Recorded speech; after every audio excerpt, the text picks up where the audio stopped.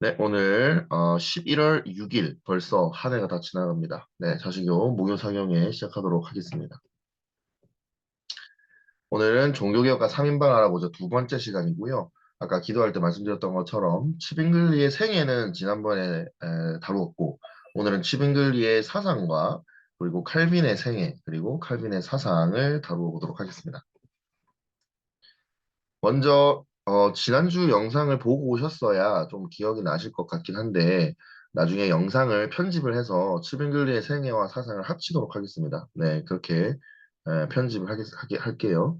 츠빙글리의 신학과 사상은 칼빈에게 많은 영향을 줬고 개혁파 신앙의 뿌리가 되었기 때문에 치빙글리의 신학과 사상 중에서 지금 적용되지 않고 또 칼빈에 의해서 수정된 것들이 있다지만 그렇지만 그 뿌리가 되는 것이기 때문에 한번 다루어 보아야 합니다.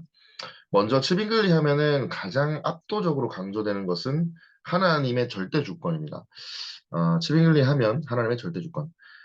이것은 창조주와 피조물 사이에 절대적인 구별을 취하는 것으로 시작이 됩니다. 어디 인간이 하나님의 주권에 도전하냐는 것이 치빙글리 입장이었거든요.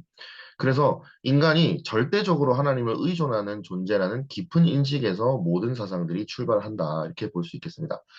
인류의 죄의 성격은 결국 하나님이 아닌 피조물에게 향하는 우상숭배다. 네, 인류가 짓는 죄들은 다 기본적으로 우상숭배다 하는 우리의 기본적인 죄에 대한 인식의 뿌리가 다 치빙글리에서 정립이 되었고요. 따라서 그에게 개혁은 본질적으로 우상숭배로부터 참되신 한 분 하나님을 섬기는 것을 회복하는 것이다. 이렇게 명료하게 정리가 되었습니다. 그래서 여기서 출발해서 나머지 모든 것들이 다 나오게 되는데 먼저 솔라 그라치아 하나님의 섭리와 예정의 부분입니다. 이건 역시 칼빈에게 정말 많은 영향을 미쳤는데 거시적인 사건뿐만 아니라 미시적인 영역, 즉 생활의 사소한 영역까지도 하나님의 섭리 속에 있다고 보았습니다. 우리가 아무리 시끄럽게 굴고 우리가 무엇을 고안해낸다 하더라도 하나님의 계획은 변하지 않고 서 있다. 이렇게 얘기했습니다. 세상의 악과 고통까지도 하나님의 다스리심 속에 있으며 구원에 있어서 철저한 이중 예정을 주장했습니다. 이것은 루터 역시 비슷했죠. 선민이라면 어떻게든 구원을 얻을 것이라는 생각 속에서 아무렇게나 사는 사람들은 선민이 아니거나 하나님에 대한 참된 신앙과 지식을 얻지 못한 것이라고 보았습니다. 그래서 이 츠윙글리에게 종교개혁이란 이 성공 여부가 전적으로 하나님의 주권적 개입 여부에 달려 있다라고 믿었던 것입니다. 절, 어, 성경의 절대 권위를 강조하는 신학. 이제는 솔라 그라치아에서 솔라 스크립추라로 넘어가는 포인트인데 이것은 츠빙글리 신학의 모토였어요. 성경은 신학의 출발점이자 동시에 종착점이었고 최고의 권위였습니다. 이것은 루터와 츠빙글리의 대조를 통하여서 츠빙글리가 어느 정도로 성경을 생각했는지를 보면은 알 수가 있는데 똑같이 성경의 권위를 강조하는 것은 루터 츠빙글리가 동일했어요. 그런데 이 츠빙글리 두 번째 이 체크 포인트를 보시면 츠빙글리는 타락해 가던 스위스 교회를 개혁하고 위기에 처한 스위스 연방을 구하는 길은 오직 하나님의 말씀을 신실하게 선포하고 그 말씀을 경청하는 것이라고 확신했습니다. 그러니까 루터 같은 경우에는 세상 개혁의 이슈에 대해서는 크게 관심을 가지지 않았거든요. 그런데 츠빙글리와 칼빈 이 개혁파 전통에서는 개인의 개혁에서 출발해서 반드시 사회가 구원받는다는 것까지 또 이어지게 되는데 그것이 여기서부터 출발하는 것이라고 볼 수 있습니다. 그런데 그 방법에 대해서는 굉장히 단순했어요. 오직 하나님의 말씀이 선포되기만 하고 성도들이 그것을 들을 수 있게만 하면 사회가 바뀐다라는 것은 지금까지 500년 동안 넘어오는 개혁파 전통의 사회 개혁의 이 뿌리가 되는 것이죠. 그러니까 굉장히 단순하면서도 강력합니다. 성경의 원리를 실제 교회에 적용하는 면에서 루터보다 훨씬 엄격했다고 하는데 두 사람의 대조표를 보겠습니다. 루터는 허용 원리입니다. 슈빙글리는 금지 원리예요. 무슨 말이냐? 성경이 금하지 않은 것은 허용된다라고 보는 관점이 루터의 관점이라면 치빙글리의 관점은 성경이 명령하지 않은 것은 금지된다라는 거였습니다. 그러니까 파지티브 리스트, 네거티브 리스트 차이가 있는 것이죠. 그 결과 이제 그 당시의 이슈들로 이제 대조해서 봤을 때는 예배와 교회 제도, 특히 로마 카톨릭적 배경에서 지금 이 두 사람을 봐야 되잖아요. 다 원래 전직 사제들이었고, 다 로마 카톨릭 안에 있었던 사람들이니까, 그런 환경 속에서 우리가 교회 개혁을 할 때 어떤 부분을 개혁해야 되느냐라는 이슈에서 루터 같은 경우에는 이 예배나 교회 제도에서 전통들 중에서 일부를 유지하게 됩니다. 그런데 치빙글리 같은 경우에는 성경의 근거가 없으면 모든 전통 다 제거해야 된다고 봤어요.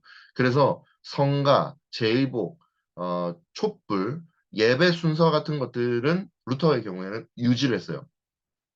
그런데 치빙글리의 경우는 그 모든 것들을 다 성경의 근거가 없기 때문에 폐지해야 된다라고 보았던 것입니다. 교회의 가르침과 행습은 오직 성경의 가르침과 본을 토대로 해야 한다는 그 입장이었던 것이고, 이것 때문에 성령의 조명과 성경의 자증성에 대한 강조를 굉장히 했습니다. 오직 원어 성경의 주석만이 로마 가톨릭의 오류로부터 진리를 분별할 수 있다고 주장해서 저희가 보았던 것처럼 취리 성경을 발간하게 되는 이 신학의 에, 이 사람의 생각이 바로 이 취리 성경을 만들어내는 어떤 출발점이 되는 것이죠.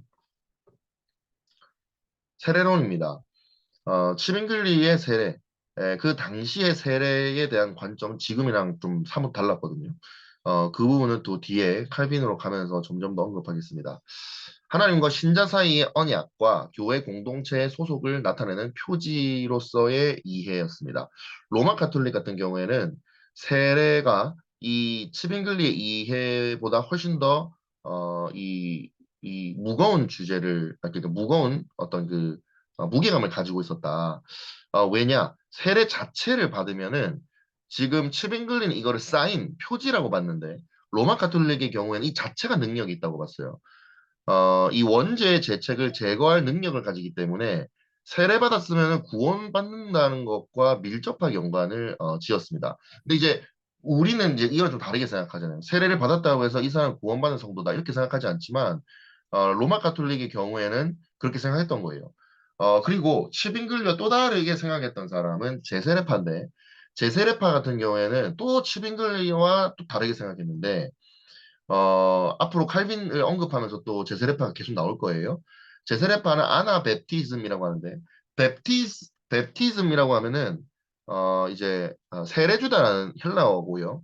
그 다음에 아나라는 단어는 다시라는 뜻입니다. 그러니까 다시 세례를 준다라는 뜻이에요. 아나베프티스트라는 말 자체가.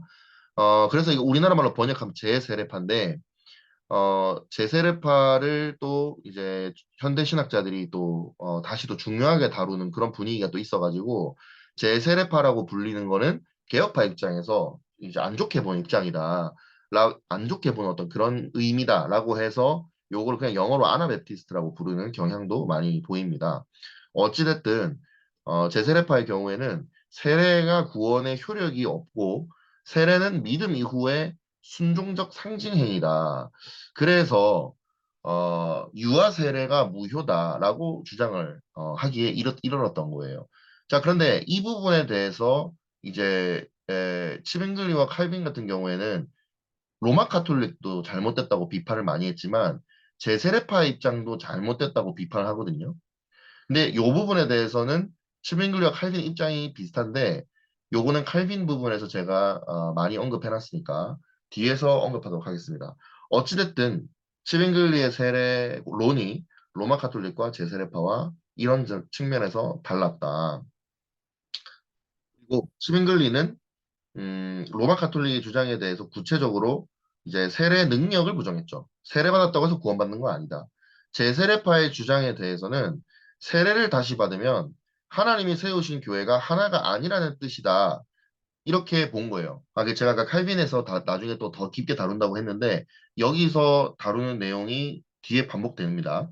그러니까 교회론의 측면에서 반대를 하게 되는 거예요. 무슨 말이냐면은 우리도 지금 다른 교단에서 세례받고 온 사람한테 다시 세례 주지 않아요. 어, 그렇죠. 여러분들이 다른 교회 옮긴다고 해서 다른 교회에서 세례 주면은 그 교회는 이상한 교회입니다. 이단인 거예요. 예. 왜 그러냐면은 물론 교단이 달라서 우리끼리 너무 스탠스가 다르기는 해요. 하지만 하나님께서 세우신 교회라는 것까지 부정해서는 안 된다는 거예요. 그런데 이제 제가 이단들이 지금 어떻게 가르치는지는 모르겠지만은 이단들 같은 경우에는 기존 교회에서 배운 거를 아예 싹 다 부정을 하고 아예 그냥 거짓된 교회라고 얘기를 해버리거든요. 그래서 그들은 다시 세례를 주기도 합니다. 그런데 제세례파도 그랬다는 거예요. 그래서 스빙글리는 제세례파의 주장을 단호하게 거부한 겁니다. 그러면은 이게 어디까지 이어지겠어요? 로마 카톨릭에서 받은 세례는 인정해야 될까요? 안 해야 될까요? 이것도 인정을 한다는 거예요. 개혁파 전통에서. 왜냐? 로마 교회도 교회이기는 하다고 보는 거예요.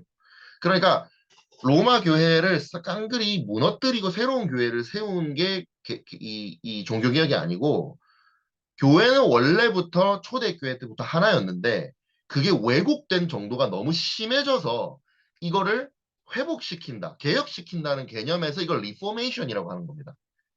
이게 바로 프랑스 혁명의 레볼루션의 개념과 상당한 많은 차이가 있는 것을 볼 수 있는 거죠. 볼 수 있는 거죠.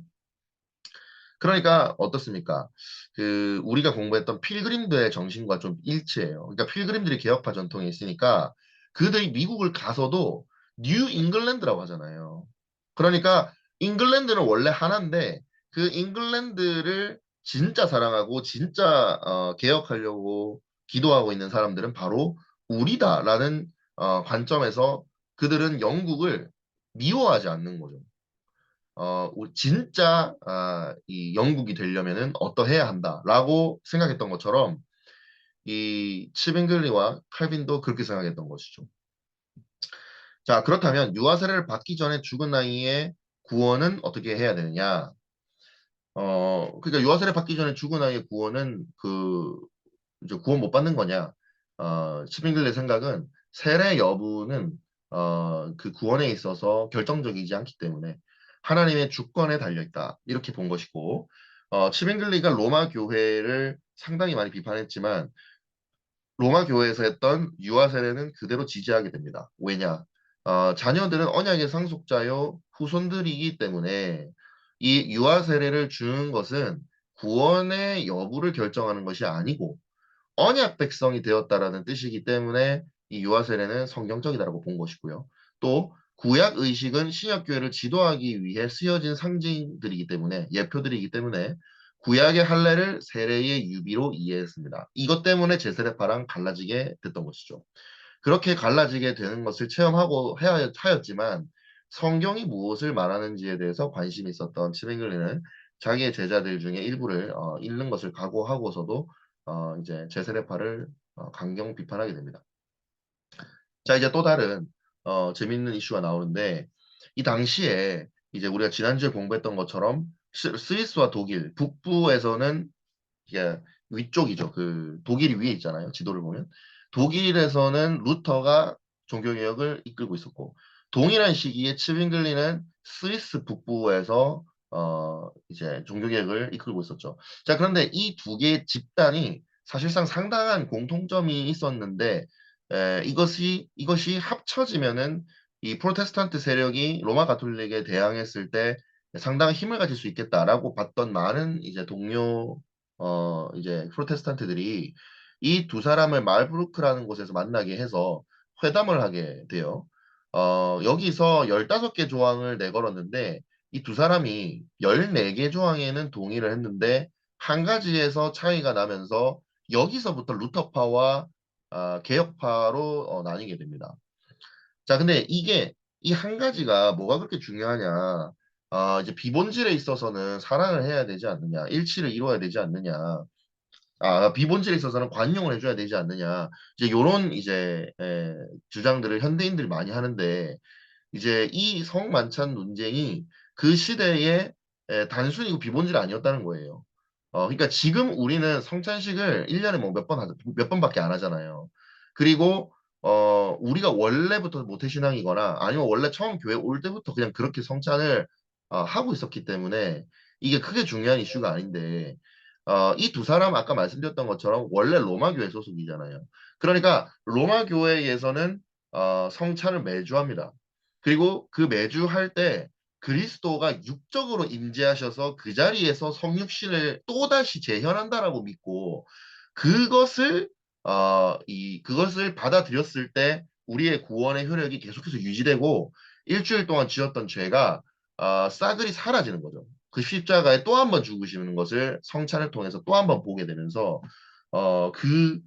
내가 고백했던 모든 죄들이 사르르 녹아버리는 그것이 있다고 믿었던 그러한 상황 속에서 지금 이 성만찬 논쟁을 하는 것이기 때문에 이거는 비본질이 아니고 압도적 본질적인 사안이었습니다. 자, 그러면 먼저 로마 가톨릭의 그 성만찬 이론과 루터와 츠빙글리 쪽을 한번 나누어서 살펴보도록 하겠습니다. 이 부분은 이해를 하려면 좀 자세히 설명을 잘 들어야 됩니다. 먼저 화채설 하면 이제 영어로 transubstantiation인데 이제 substantia 그러니까 밑에 한번 글을 보세요. 로마 가톨릭의 입장을 먼저 이해를 해야 나머지 두 사람을 이해하기 쉽습니다. 로마 가톨릭은 빵과 포도주가 그러니까 성찬할 때 성체 그러니까 주님의 몸 그다음에 주님의 피 그래서 빵과 포도주를 먹는데 이 substantia, 이 본질이라는 말인데요. 이게 아리스토텔레스 철학에서 나오는 개념이에요. 근데 이 본질이 이제 실제로 변화한다라는 입장. 그러니까 내가 지금 받아든 이 빵이 떡이잖아요. 이 동그란 떡이 이 성찬식에서 실제로 트랜스한다는 입장인 거예요. 근데 내가 만지고 있는 건 여전히 빵이잖아요. 근데 겉모습은 그래 보여도 실제로 예수님의 피가 된다라고 이제 로마 가톨릭에서는 교리적으로 되어 있는 것이죠. 그래서 여기 보면은 본질적으로 변한다는 거예요. transubstantiation이라는 거죠. 그래서 실제가 변화하냐? 실제가 변한다고 봅니다. 그러면은 빵과 포도주는 뭐냐? 외형은 껍데기 그대로는 빵과 포도주지만 본질이 몸과 피로 변했다. 이렇게 보고 그래서 그 미사가 엄청나게 중요한 거예요. 그래서 여기 옛날에 성당 다니셨던 분들은 아시는데 이 빵과 포도주는 군대에서 총알 수준으로 중요한 거죠. 그 총알 군대에서 잃어버리면 집에 못 가거든요. 근데 이거 이 성체를 처리하는 것이 엄청 어려워지고, 포도주도 막 버리면 안 돼서, 그래서 남은 포도주를 사제들이 다 먹어야 되기 때문에 코가 빨개졌다는 그런 우스갯소리도 있는 것입니다. 그 정도로 이제 중요한 것이죠. 왜냐면 이게 구원이 되기 때문에, 이걸 통해서 구원받기 때문에 그렇습니다. 그래서 내가 일주일 동안 지은 죄를 육신을 입고 또 한 번 더 임재하셔서 또 성육신 하시는 이 자리를 내가 지키지 않으면 내가 일주일 동안 지은 죄가 사해지지 않는다고 보는 것입니다. 그러니까 마치 구약에 거듭해서 동물 잡는 것과 똑같다고 생각하시면 돼요. 예. 단번째가 아니라 계속해서 제사를 지내야 되는 것이죠. 자, 근데 이제 루터는 로마 가톨릭과 상당히 많이 달라요. 공제설인데요. substantiation이 앞에 stress가 아니라 con이라는 단어가 붙잖아요. con 뭐다? 공존한다는 거예요. 그래서 두 번째 줄을 보시면 루터는 변화되지 않고 빵과 포도주가 변화되지 않고 그리스도가 실제로 임재하셔서 빵과 포도주와 공존한다 입장. 자, 무슨 말이냐면은 실제로 변화되는 건 아니다. 그러니까 내가 잡고 있는 이 빵 자체가 예수님의 몸이 되는 건 아니다. 그런데 임재는 실제로 하신다고 본 거예요. 그러니까 빵과 포도주든 그대로 있고, 근데 예수님은 또 실제로 임재는 하시고, 그러니까 공존한다. 그래서 공제설 이렇게 부르는 것입니다. 공존한다는 것이죠. 자, 근데 이게 많은 비판을 받는데요. 너무 신비적이라는 거예요. 왜냐하면 차라리 로마 가톨릭, 그게 똑같다는 거죠. 로마 가톨릭은 똑같은 거 아니냐. 어떻게 실제로 예수님의 몸이 지금 그게 직접 변하는 것이든 변하지 않는 것이든 직접 여기에 몸 자체가 육신으로 온다라고 보는 것을 설명을 어떻게 하냐. 근데 루터는 그냥 그렇다. 이제 이렇게 넘어갑니다. 이제 여기에서 이제는 치빙글리와 제세레파 입장이 나오는데 요 입장이 이제 기념설이라는 이 메모리얼 뷰라고 합니다. 자, 요거는 빵과 포도주가 그리스도를 상징하는 것이지 실제로 변화되는 것은 아니다라고 하면서 로마 카톨릭을 비판을 하고 그 다음에 루터의 관점에서는 또 어떻게 비판하냐면은 실제로 오시지도 않는다. 예, 실제로 육신으로 오시는 것도 아니다. 상징이나 기념에 불과하다. 자, 이렇게 봅니다. 자, 그래서 밑에서 두 번째 줄을 보시면요. 성례가 구원의 수단이 되어야 하는가. 즉, 성례라고 하면은 성스러운 어떤 그 예전이라는 거예요. 그래서 성례 안에서는 로마 카톨릭에서는 7개가 있거든요. 칠성사라고 하는데 어쨌든 그 7개 성례 중에 하나로서 이 성만찬이 구원의 수단이다라고 보는 게 로마 카톨릭과 루터의 입장이었어요. 그러니까 루터의 입장은 이제 이 성례 자체가 또 구원의 수단도 되기 때문에 그 신비적으로 해석할 수밖에 없지만 어쨌든 예수님의 육신이 온다고 봤어야 되는 거죠.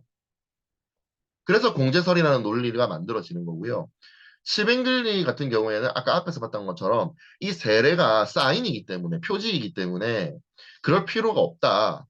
이렇게 보는 것입니다. 그래서 기념설이 나옵니다. 자, 그래서 이제 이 세 집단의 주장은 뭐 두 개, 한 개 묶어서 이렇게 차이가 나기도 하고, 근데 이제 밑에서 보면은 또 가장 밑에 줄을 보시면 그리스도가 임재하는 것을 철학적 논리로 설명하는 것을 이제 로마 카톨릭은 취했다면 아까 전 아리스토텔레스주의를 가지고 온 것이죠. 자, 그런데 루터 같은 경우에는 그것을 내가 신비적으로 해석하는 한이 있더라도 믿음으로 가야지 이거를 철학적으로 가서 어떻게 그 빵 자체가 예수님의 몸이 된다라는 이 철학을 가지고 설명하려고 할 수가 있느냐라고 루터는 솔직하게 그냥 정면 대응한 겁니다. 네. 이렇게 세 입장의 차이가 있습니다. 결국은 이 루터와 치빙글리의 차이가 아, 이제 어디서 나는지 아시겠죠? 요 성만찬 자체가 구원에 있어서 중요하냐, 아니면은 그렇게 보지 않아도 되느냐, 요 차이에 의해서 난 것이다. 이렇게 보면 되겠습니다. 자, 그래서 이제 루터가 얘기하는 것은 이겁니다. 여기 그 밑에서 두 번째 체크 포인트 보면 그 그리스도의 신성은 어디에서나 존재할 수 있으므로 믿음이 있는 곳에 그의 육체도 임재할 수 있다. 그래서 이게 무슨 말이냐면요. 그리스도의 육이 있고, 그러니까 그러니까 육적인 부분, 인성이 있고, 신성이 있잖아요. 근데 그 인성은 이미 돌아가시고 안 계신단 말이야, 이 땅에. 그런데 루터의 입장을 아까 전에 설명한 것을 기억하셔 보면은, 육신이 이 땅에 지금 온다는 거잖아요. 그러니까 그 말은 분명히 지금 육신이 죽으시고 부활하신 다음에 하늘에 올라가셔서 이 땅에는 안 계신데 그 안 계신 이 인성이 어떻게 미사 드릴 때마다 지금 이 자리에 있느냐라고 했을 때 이 루터의 설명은 신성이 인성과 교류하기 때문에 신성은 어디에나 계시지 않냐. 그러니까 인성도 어디에나 계실 수 있다라고 이제 교리를 이제 세우는 것이죠. 하지만 이제 치빙글리는 성경에 써져 있는 대로 하길 원했어요. 그래서 치빙글리는 그리스도의 몸이 승천 이후에 하나님 우편에 앉아 하늘에 남아 있기 때문에 또 요한복음에서 나는 세상에 더 있지 아니하오나 이렇게 얘기하셨기 때문에 그래서 안 계신다. 이렇게 성경에서 부딪히는 것이죠. 그래서 요 기독론 논쟁을 통해서 그러니까 단순히 성만찬 논쟁이었지만 이게 이제 기독론 논쟁으로 번지게 되면서 이건 엄청 핵심적인 논쟁이었기 때문에 이 두 사람은 각자의 이제 루터파와 개혁파로 나누어지게 갈 수밖에 없었다. 그러니까 이것을 뭐 후대 사람들이 비판할 소지는 없는 것이라고 볼 수 있습니다. 그래서 이 부분을 정리하면요. 치빙글리는 이 기독론 논쟁을 통해서 그리스도의 인성을 신비화하는 것을 반대했고 기독교가 이원론으로 빠지지 않도록 하는데 기여했다. 그래서 이 치빙글리의 기여가 훗날 계몽주의와 과학의 발전에 많은 영향을 주게 됩니다. 기독교가 이원론이어서 안 된다라는 이 개혁파 전통의 뿌리가 바로 여기. 자, 이제 칼빈의 생애로 가보겠습니다. 어, 이제 익숙한 사진은 오른쪽 안에 있는 사진이죠. 그리고 좀 덜 익숙한 사진은 위에 있는 사진인데요. 어, 이제 뾰족한 이 수염이 이제 존 칼빈의 상징이라고 볼 수 있습니다. 존 칼빈의 생물 연도는 1509년에서 1564년까지입니다. 55년 동안 살았고요. 단명했다고 볼 수 있습니다. 상대적으로.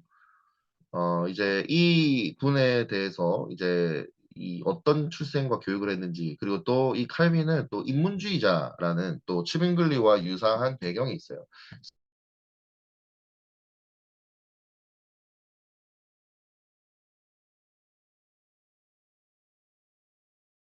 고 어렸을 때부터 교육을 좀 많이 받았어요. 그래서 이제 여기 세 번째 포인트 보시면 이제 라틴어와 인문주의 교육을 받았고 여러 가지 대학들을 통해서 또 신학 예비 과목들을 공부를 했습니다.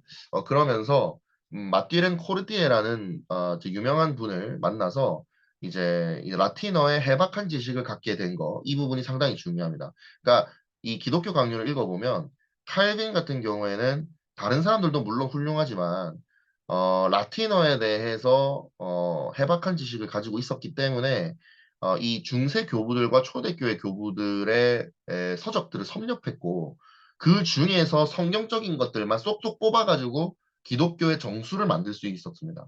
이 원어가 이 사람의 사역에 엄청난 역할을 하게 된다는 것입니다. 그리고 처음에는 이분이 법률가가 되기 위해서 이제 법학을 공부했어요.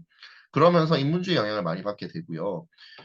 이제 법률가 자격증까지 받게 됩니다. 그런데 아버지가 돌아가시고 난 다음에 인문주의 학자로 가게 되고 그러면서 이제 인문주의라고 하면은 우리 츠빙글리 때 말씀드렸던 것처럼 이 헬라어와 히브리어 그러니까 에드 폰테스 정신에 따라서 원문으로 돌아가거든요. 그래서 여기서 라틴어도 해박한 지식을 가지고 있지만 여기서 또 헬라어 히브리어 공부까지 하게 되면서 이제 3개 고대 언어를 이제 거의 마스터하는 지경에 이르게 돼요. 그리고 이것을 이 칼빈은 뽐내기 원했어요. 아직 회심하기 전이거든요. 그래서 세네카의 관용론이라는 책이 있는데 이거에 대한 주석을 다는 것이 이제 1532년의 일입니다. 자, 근데 이때는 아까 말씀드렸다시피 회심하기 전이에요. 그래서 세네카의 관용론에 대한 주석은 어떤 의미가 있냐면 어, 칼빈이 이 자신이 에라스무스만큼 잘 훈련된 인문주의자임을 보여주길 원했던 것을 볼 수 있습니다. 자, 왜 그러냐면요. 이 세네카의 관용론에 대한 주석이라는 똑같은 이름을 가진 책을 에라스무스가 한 25년인가 15년 전에 냈대요. 근데 그때 이 에라스무스가 이 자기의 책에다가 뭐라고 써놨냐면은 어, 후대 누군가가 나에게 도전해줬으면 좋겠다라는 글을 이제 거기다가 남겨놓은 거예요. 그리고 이때 이 당시에 아직 에라스무스 살아 있어요. 에라스무스는 압도적인 영향력을 그 시대에 가지고 있었던 인문주의자로서 명성이 자자했기 때문에 이 어린 칼빈이 나도 이 정도 한다라는 도전장을 내밀었다는 것을 볼 수 있습니다. 그러니까 이 페이지에서 우리가 뭘 볼 수 있냐면 칼빈이 기독교인이기 이전에 어떤 배경을 가지고 있었는데 이게 일단은 세계의 고대 언어에 탁월했고 그렇기 때문에 인문주의자임을 자기의 정체성으로 먼저 가지고 있었던 사람이라고 볼 수 있습니다. 그리고 이것이 나중에 본인의 사역에 크게 사용되게 되는 것입니다. 자, 아직 인문주의자인 상황이에요. 이제 니콜라스 콥이라는 사람이 파리 한 이제 대학에 인문학부 학장으로 취임을 했는데 이때 그 취임 연설에서 로마 가톨릭의 공로주의와 행위구원론을 정면으로 비판하게 됩니다. 요게 이제 루터의 개혁 사상을 포함하는 내용이었는데 요거를 이제 연설을 했다가 큰 논란이 돼서 취임식도 가지지 못하고 의회 소환장을 받고 도망가게 됩니다. 그러면서 이 콕과 관련된 사람들이 누가 있는지까지도 체포령을 내리는데 이때 칼빈이 콕이랑 친한 관계였기 때문에 연설문의 작성에 동참했다라고 하면서 이제 칼빈이 체포될 뻔하게 됩니다. 그래서 어떻게 되냐면 이 칼빈이 경찰이 그의 집 앞에 도착했을 때 창문 밖으로 줄을 매달아서 도망쳐요. 그러면서 이제 가명을 써가면서 도망다니게 되는 시기를 이제 보내게 됩니다. 이게 되게 바울이랑 유사하죠. 칼빈이 도피 생활 중이던 1534년에 마르크루의 현수막 사건이라는 것이 또 발생하게 되는데 이제 여기 보면은 이렇게 써져 있었어요. 미사는 우리 주요 유일한 중보자요 구원자인 예수 그리스도의 성찬에 정반대되는 더 이상 참을 수 없는 크고 무서운 악용이라는 벽보가 파리를 포함한 프랑스의 수많은 도시에 동시다발적으로 붙게 됩니다. 그러면서 여기에서 이제 200여 명의 사람들이 체포가 되게 되는데 이때 칼빈의 친구인 에티엔느와 친동생인 피에르를 포함한 35명이 화형을 당하게 되는 사건이 이제 있게 됩니다. 그러니까 지금 칼빈이 이 페이지에서 보는 것은 칼빈이 친하게 지냈던 사람들이 지금 실제적으로 박해당하고 있고 본인 역시 이제 바울이 갔던 것처럼 이제 창문을 통해서 도망가게 되는 그러한 상황 속에서 이제 이 사람이 이제는 실제적으로 자기의 이제 이 삶에 대해서 고민을 하게 되는 것입니다. 이 사건은요, 프랑스 내에 개혁 사상이 전파되고 있음을 보여주는 단적인 사건이었습니다. 이 지도를 보시면은 이 칼빈이 살았던 이제 미드 16이죠. 네, 그러니까 1500년대 중반인데요. 이때 그 프랑스를 보세요. 프랑스는 이 지금 칼비니스트 색깔이 좀 칠해져 있긴 한데 여기 보면 마이너리티 하죠. 소수자들이었고 프랑스는 실제로 위그노브 대박해 이런 걸로 이어지면서 이제 개혁파가 뿌리를 내리지 못하게 됩니다. 여기가 지금 이제 로마 카톨릭으로 유럽이 완전히 다 덮여 있는 걸 볼 수 있어요. 이제 스위스가 지금 좀 개혁파 칼비니스트 색깔이 칠해져 있는 것은 바로 이 제네바와 취리 개혁에 의한 영향이고 그 다음에 이 위에 이 회색깔로 칠해져 있는 이 루터란이죠. 여기는 루터의 영향으로 이렇게 되어 있는 거죠. 그러니까 칼비니스트의 영향은 지금 스코틀랜드와 스위스 외에 프랑스 같은 경우에는 거의 없다고 보실 수가 있는 것입니다.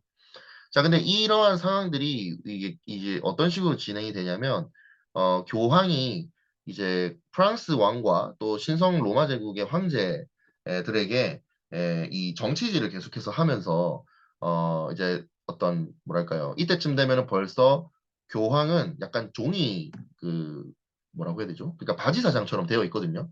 하지만 그 영적인 영향력을, 이 또 강하게 가지고 있었기 때문에, 왜냐면은 지금 여기 보시다시피 이 유럽에 사는 대부분의 성도들은 다 가톨릭 신자들이었어요.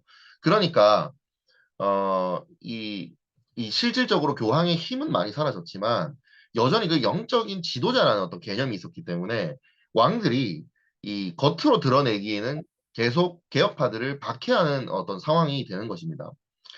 그러면서 이제 칼빈은 스위스의 바젤로 피신하게 되고 이때 조용히 성경 연구와 저술에 전념하게 되면서 기독교 강요를 완성하게 됩니다. 자, 1535년이죠. 26살이거든요. 아까 23살 때까지 인문주의자였어요. 그러면 근데 이제 칼빈의 회심이 언제 일어났는지를 정확하게 아직 알지 못하는데 대충 요 23살에서 26살 사이 어딘가에 있었다. 이렇게 이제 우리가 추정을 하는 것입니다. 자, 어찌됐든 26살의 어린 나이에 기독교 강요를 이제 완성을 하게 되고요. 27살 때 출판을 하게 됩니다. 자, 이제 기독교 강요를 얘기를 해보겠습니다. 이 인류의 역사를 바꾼 불후의 명작이다. 여러분 혹시 불후라는 말이 무슨 뜻인지 아세요? 저도 사실 잘 모르다가 이번에 알게 됐는데 불후라는 것이 제가 원래는 뭔가 좀 이렇게 좀 운이 없거나 좀 불쌍한 그런 느낌이라고 제가 생각을 했었는데 이 불후의 명작이라는 뜻은 세월이 지나도 그 가치가 변하지 않는다라는 뜻입니다. 이 기독교 강요는 아직도 상당히 많은 사람들이 읽고 있는 책입니다. 자, 이 책은 칼빈이 27살 때 첫 판이 출간되고 난 다음부터 거의 죽기 5년 전까지 계속해서 개정판이 나옵니다. 여기서 이 기독교 신앙이 전체적으로 요약 정리되고 솔라 피데 오직 믿음, 올라 그라치아 오직 은혜, 솔라 스크립투라 오직 성경으로 대변되는 종교개혁의 세 가지 원리를 신학적으로 완벽하게 피력했다는 평가를 받는 것입니다. 자, 근데 이 책을 편찬하게 된 여러 가지 이제 목적 같은 것들이 있을 텐데 이 가장 큰 목적은 앞에서 봤던 것처럼 무고하게 중상받는 동료 신자들을 변호하기 위한 것이었다는 것입니다. 또 동생의 죽음이 직접적인 동기가 된 것으로 알려져 있어요. 칼빈은 이렇게 얘기했습니다. 주님께서 보실 때 너무나도 값진 내 동생의 죽음의 의미를 의롭지 못한 자들 앞에 옹호하기 위해서, 그리고 똑같은 위험이 수많은 사람들 앞에 놓여 있으므로 이들의 슬픔과 안타까움을 위로하기 위해서 이 책을 집필한다라고 얘기를 했습니다. 이것은 이제 또 누가복음이나 사도행전을 또 떠올리게 하는데, 이 책 머리에 보면은 프랑스 왕에게 바치는 헌정사가 나와요. 이제 누가가 데오빌로 각하에게 이러면서 이제 복음서를 쓰잖아요. 그런 것처럼 이 칼빈도 그렇게 했어요. 서문에 쓰인 편지는 정중하고 위엄 있게 왕의 비난에 대항하여 개신교의 입장과 개신교도들에 대한 옹호를 아주 힘차게 제시했기 때문에 이 서문에 쓰인 편지 자체가 종교개혁기 문학의 걸작 중 하나로 꼽힐 정도입니다. 이 책의 목적은 변증의 목적을 가지고 있었다. 이렇게 볼 수 있고요. 이 책의 구성은 이 십계명, 사도신경, 주기도문을 주요 골자로 해서 서술을 하고 로마 가톨릭 신학의 문제점을 지적하고 자신의 개혁 신학을 서술했다. 분량이 작았지만 구원론을 이해하는 데 필수적인 제반사항과 경건의 내용이 망라되어 있었다고 평가를 받습니다. 최종판과는 달리 조직신학적 체계를 그다지 갖추지 못했고, 또 복잡한 신학적 논의를 하지는 않았다. 주요 목적 자체가 이 변호하기 위한 변증서였고, 바른 기독교 신앙에 대한 안내서의 성격을 가지고 있었다라고 볼 수 있습니다. 자, 그런데 이것이 정말 이 종교개혁가들 사이에서 엄청 이제 불길이 이제 붙게 되면서 이것을 수차례 수정 중보하면서 기독교 강요를 완성본으로 만들면서 후대 사람들에게 이 칼빈이 Man of One Book, 책 한 권의 사람이라고 별명이 붙게 되는 겁니다. 그러니까 책 하나만 써서 대박 터트리면 된다. 약간 이런 이미지가 이제 있는 것이죠. 하지만 칼빈 같은 경우에는 뭐 책 한 권만 쓴 사람은 물론 아니고요. 정말 엄청난 편지들과 이제 주석들을 남기기는 했습니다. 자, 이제 존 칼빈이 초판을 쓰고 난 다음에 이제 좀 알려지게 된 거죠, 세상에. 이때 이제 이 사람은 계속해서 조용한 학자의 생활을 하기를 원했습니다. 그래서 스트레스 브루에 짱 박히려고 했는데 이때 또 이제 그 찰스 5세와 프란시스 사이에, 그러니까 독일과 프랑스 사이에 전쟁이 일어난 거예요. 이게 그러니까 그런 거죠. 독일 같은 경우에는 우리 앞에서 본 것처럼 루터 때문에 이 왕들이랑 이 세력가들이 어떨 때는 개혁파한테 옹호적이다가 또 어떨 때는 또 로마 교황에게 옹호적이다가 막 왔다 갔다 했어요. 그런데 프랑스 같은 경우는 이 시기에 아직 이제 교황청 소속이거든요. 그러니까 이 전쟁이 이제 일어날 때 어떤 그런 종교적인 배경 같은 것들이 막 얽히고 설켜 있는데요. 합스부르크 발로아 전쟁이 있었을 때 스트라스부르로 가는 직행로가 막혀서 칼빈이 제네바로 우회해서 가려고 했는데 이때 제네바에 있었던 기욤 파렐이라는 이제 종교개혁가가 이때 지금 한창 개신교를 소개하고 종교개혁을 하고 있는 상황이었습니다. 이때 이 파렐이 이 칼빈을 제네바에서 이제 만나게 되면서 이제 자기의 도시로 와서 같이 동역하자 이제 이렇게 됩니다. 이 파레 같은 경우도 상당히 강경한 이제 종교개혁가였는데 여기 보시면 루터의 개혁 사상, 특히 이심층위 사상의 영향을 받아서 이제 제네바 시요청에 따라서 개혁 운동을 하고 있었고 이미 칼빈이 오기 전에 모든 교회에 있는 성상을 치우고 미사 예배도 철폐를 이미 한 업적이 있었어요. 그런데 좀 더 강력하게 가기 위해서 유능한 조력자를 기도하고 있었는데 마침 이제 제네바에 머물러 있었던 칼빈을 찾아가서 이제 개혁운동 같이 하자고 광복히 권면하게 됩니다. 칼빈은 내성적 성격을 가지고 있었던 27세 청년으로서 자신은 공부하는 것을 좋아하고 학자적인 스타일이고 운동가는 아니기 때문에 이 파렐의 제안을 이제 거절을 합니다. 근데 이 파렐이 아주 그냥 호통을 치고 협박을 합니다. 제네바의 위급한 상황을 못 본 척하고 자신의 요청을 거절한다면 당신이 추구하고 있는 그러한 삶과 학문 생활은 하나님께서 저주를 내릴 것이라고 하게 되는 것이죠. 이 대화를 보면은 칼빈이 자기의 어떤 입장이 없었던 것이 아닌데 이때 겸손하게 하나님의 뜻에 순종할 수 있었던 그런 믿음의 사람이었던 것을 알 수 있습니다. 자, 근데 이러한 칼빈이 아직 충분히 성화되지 못한 상태에서 크나큰 실패를 겪게 되는 것을 볼 수 있는데요. 먼저 제1차 제네바 개혁 운동 때 어떻게 실패를 하게 되는지를 보게 되겠습니다. 이제 제네바에 와가지고 목회자로서의 역할을 이제 시작을 하게 되는데 이때 이제 제네바 시에 딱 들어와 보니까 아직 그 종교개혁이 많이 진행되기도 했지만 이 영적인 해이함과 음란과 부도덕을 보면서 이 27살 청년이 이 가슴에 불길이 막 이제 이는 것이죠. 근데 이 뜨거운 불길을 어떻게 적절하게 목회적 관점으로 풀어낼 것인지에 대해서 아직 훈련을 충분하게 받지 못한 상황이었다는 것입니다. 그래서 칼빈은 제네바 신앙고백서를 발표하고 이것을 가지고 강력하게 이제 추진을 하는데 밑에 보시면 내용에는 문제가 전혀 없는데 모든 사람이 이 조항에 반드시 서명해야 한다라고 칼빈이 강력하게 이제 주장을 하는 것이죠. 근데 아직 충분하게 지지자를 갖추지 못했던 칼빈이 이 로마 가톨릭 교회의 이 종교적 습성에서 벗어나지 못한 시민들로부터 이제 부결되게 되는 것입니다.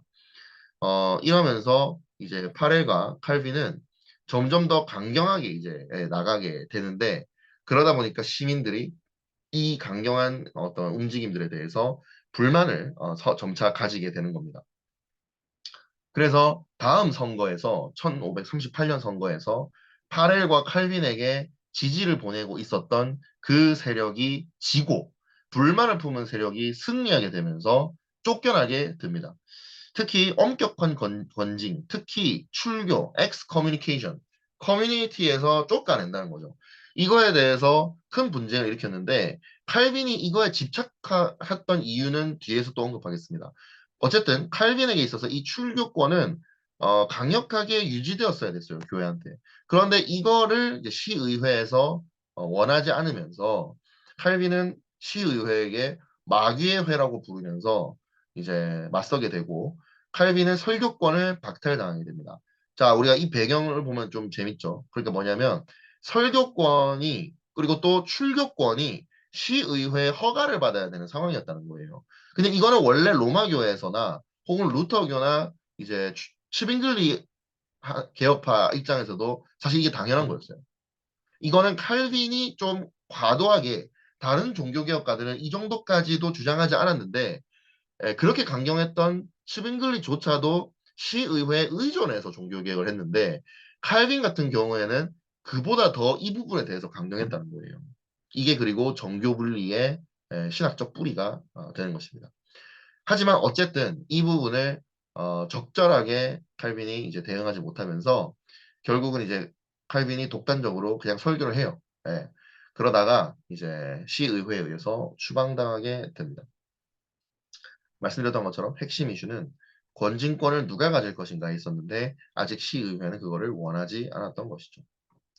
자, 이제 스트라스부르에 쫓겨나게 됩니다. 사실 칼빈이 원래 원했던 게 이거였어요. 원래 칼빈이 원했던 거는 스트라스부르에 쫓겨가서 망명 생활이 아니고 원래부터 그냥 학자의 생활을 조용히 하기를 원했던 겁니다. 그런데 이제 어쩌다 보니 또 하나님께서 이렇게 쫓겨나게 하셔서 그 원했던 걸 다시 하게 하셨던 것이죠. 그런데 이 시기가 없었다면 칼빈이 없었다라고 평가가 되는 것입니다. 제네바에서 그들의 개혁은 완전히 실패한 것처럼 보였어요. 근데 칼빈이 그 시기를 통해서 정말 많은 것들을 배웠기 때문에 이 망명 생활 동안에 개혁자, 신학자, 성숙한 지도자로 거듭나는 시간을 보내게 되는 것입니다. 프랑스 개신교 망명객들 대상으로 설교와 목회를 하면서 먼저 한 영혼이 얼마나 소중한가를 느끼게 되었던 것입니다. 또 두 번째, 여기에 스트라스부르에서 종교개혁을 하고 있었던 분이 마르틴 부처라는 분인데 이분은 성숙한 신학자고 이제 목회자였습니다. 그래서 신학적 영적 성숙을 경험하게 됩니다. 그리고 충분히 연구할 수 있는 시간을 가지게 되면서 1539년에 기독교 강요 증보판을 만들게 되고요. 또 로마서 주석을 출간하게 됩니다. 이 기독교 강요가 이제 이때 증보판을 만들게 되면서 이제 목사들을 위한 교과서의 역할을 하게 됐다는 거예요. 그러니까 그만큼 칼빈이 목회자로서의 개념들을 이 시기를 통해서 배우게 되는 것이죠. 그래서 1539년 판을 통해서 이 구성이 최종판까지 이어지게 되고요. 이 1539년 판이 이제 인기를 끌게 되면서 대적들에게 요주의 인물로 부상하게 되기도 합니다. 그리고 또 네 번째, 이 시기를 통해 또 얻은 게 뭐였냐면요. 바로 교육의 중요성을 얻게 되는 것입니다. 근대 교육의 아버지로 평가받는 요한 스튜름이라는 분이 있었는데 이 분을 이 도시에서 만나게 되면서 후에 기독교 교육을 시켜야 된다. 그래서 제네바 아카데미를 설립하게 되게 됩니다. 그리고 다섯 번째, 이때 결혼을 하게 돼요. 역시 또 결혼을 해야 됩니다. 예, 세 자녀를 둔 과부였던 분. 이 당시에는 과부들이랑 결혼하는 거는 좀 일상적이었던 것 같아요. 어쨌든 과부랑 결혼을 하게 되면서 이제 가정을 이루게 됩니다. 그리고 이 분이 오래 살지 못했어요. 여기 보면은 1549년에 돌아가시잖아요. 그래서 한 9년 정도의 짧은 어, 이 결혼 생활을 했는데 그렇지만 이 이들레트라는 분이 9년 동안 그 칼빈을 아주 전적으로 이제 섬기면서 이 종교개혁을 잘 이끌어 나가는데 큰 도움을 줬다고 합니다. 그리고 또 칼빈의 자녀에 대해서 질문을 가지시는 분들도 계실 텐데 이들레트와의 사이에서 자녀를 두 명을 낳았어요. 그런데 어렸을 때 다 죽습니다. 근데 이 시기에는 사실 아이를 낳는 과정에서 죽는 여성들도 상당히 많았고 아이들도 태어나서 거의 대부분 많이 죽었어요. 그래서 영유아 때 죽는 비율이 워낙에 높다 보니까 이 시기에 평균 수명을 산출해 보면은 막 30살 이렇게 나오는 이유가 너무 어렸을 때 죽는 사람이 많다 보니까 이걸 전체 평균을 치면 이제 평균치가 엄청 낮게 나온다는 거예요. 20대, 30대 수준으로. 그리고 이 시기에 히브리어를 더 공부하고 익히면서 이 구약 주석들이 줄줄이 나오게 됩니다. 이렇게 얘기할 수 있어요. 그래서 칼빈은 제네바에서의 추방으로 인한 스트라스부르로의 망명 생활이 없었다면 우리가 아는 칼빈은 존재할 수 없었다라는 것입니다. 자, 그래서 이제 드디어 어, 우리가 아는 칼빈이 여기서부터 나오게 됩니다. 제네바로 금의 환영하게 되는데 말 그대로 금의 환영이었어요. 왜냐하면 칼빈이 망명생활하고 있는 사이에 제네바의 정치적 상황이 또 급변하게 돼요. 칼빈을 추방하는 데 앞장섰던 당파가 몰락하고 칼빈에게 호의적인 당파가 다시 권력을 잡게 됩니다. 자, 근데 여기서 말하는 이 제네바의 혼란이 물론 정치적인 혼란도 말하는 거지만은 너무도 혼란스러웠던 건 뭐냐? 이 제네바의 시민들이 나름대로 또 머릿속에 개혁 사상을 들은 건 또 있어가지고 개혁파 사상이 옳은 걸 아는데 삶은 계속해서 고해성사를 원하고 성적으로 문란하고 게으르고 하면서 로마 가톨릭 것을 버리지 못했다는 거예요. 그러니까 이 가운데에서 이 혼란 이거를 어떻게 해결할 수 있을까? 제네바시 의회가 생각하기에는 이 칼빈과 같은 목회자가 필요하다라고 이제 생각을 하게 된 겁니다. 그래서 1540년에 정식으로 칼빈에게 초청장을 보내는데 처음에 이 초청장이 응하지 않아요.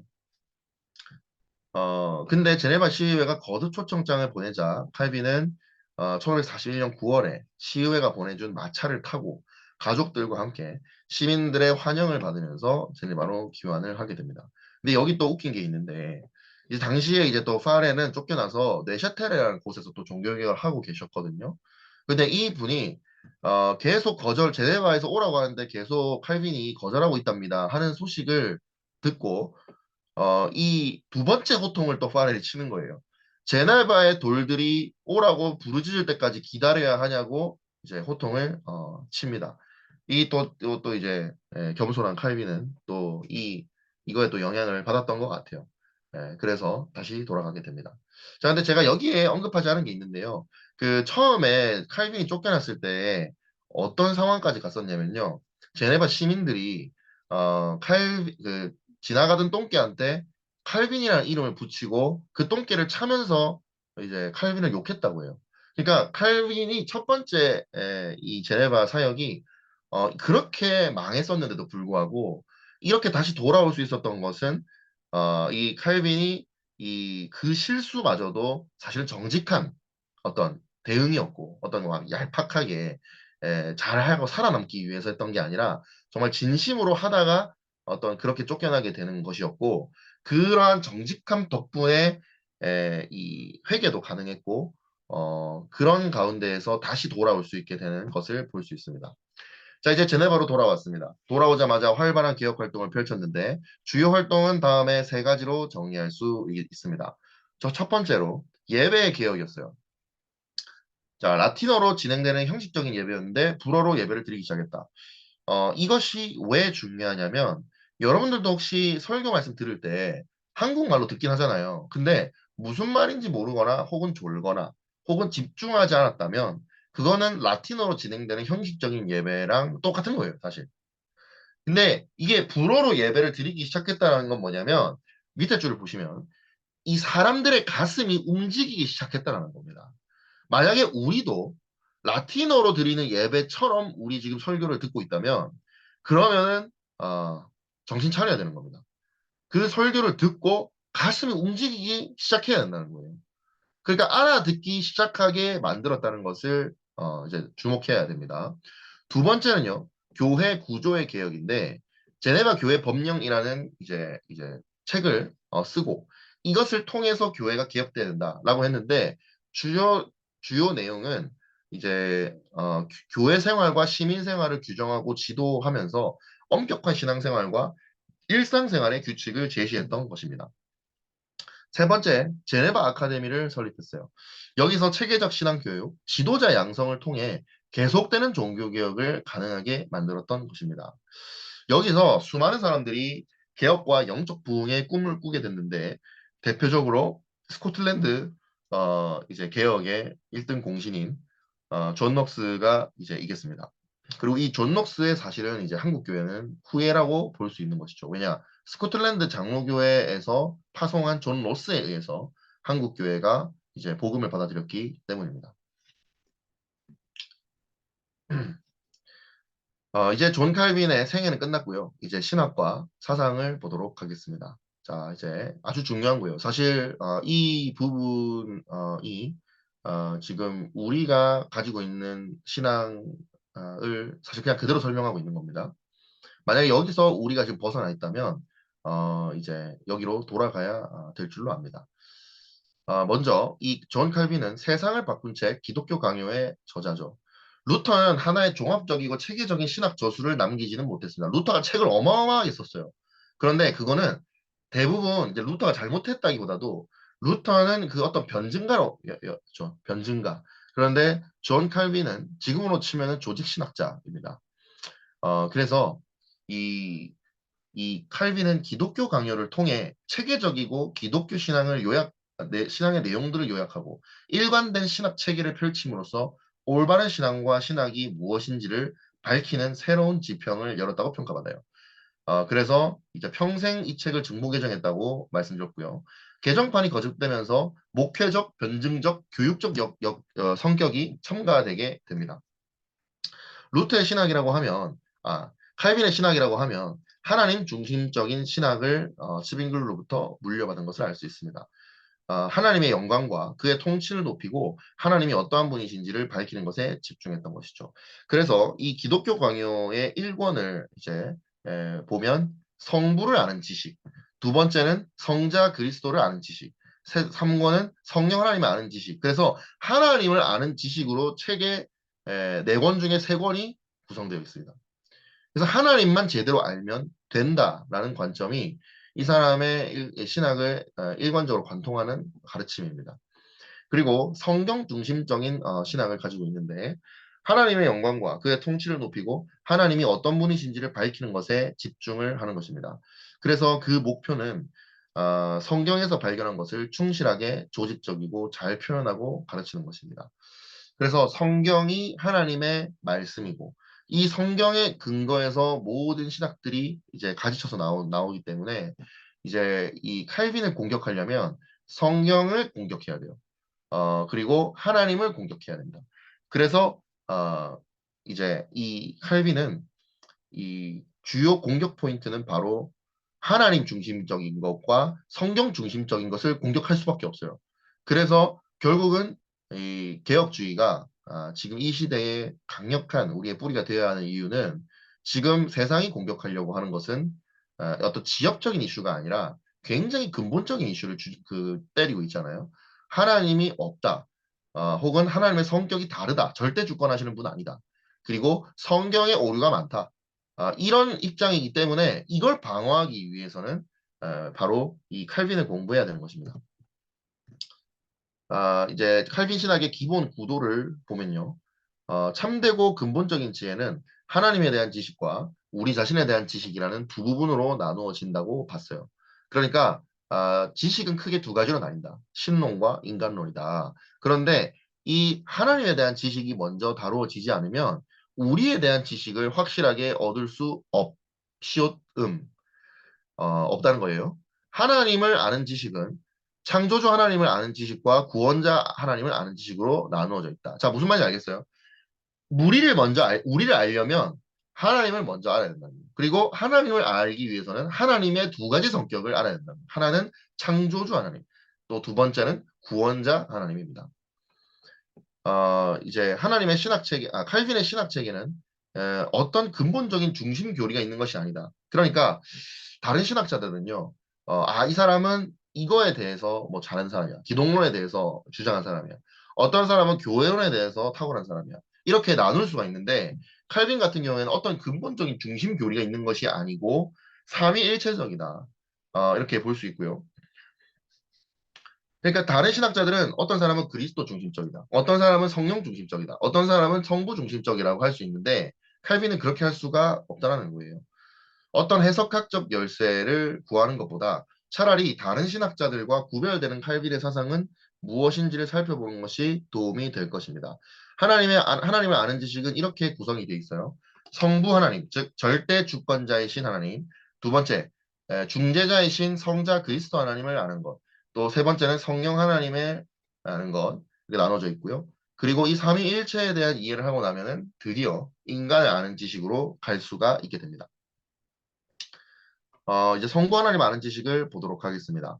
성부 하나님은 절대 주권자이신 하나님으로 묘사가 됩니다.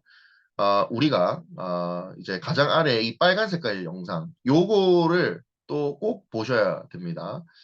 이 부분이 여기서 언급되지 않는 부분들이 상당히 많이 나오게 될 것이기 때문입니다. 그래서 여기서 개관만 설명드리고 넘어갈 건데 하나님은 모든 만물의 최초 원인 제공자이며 근원자이다.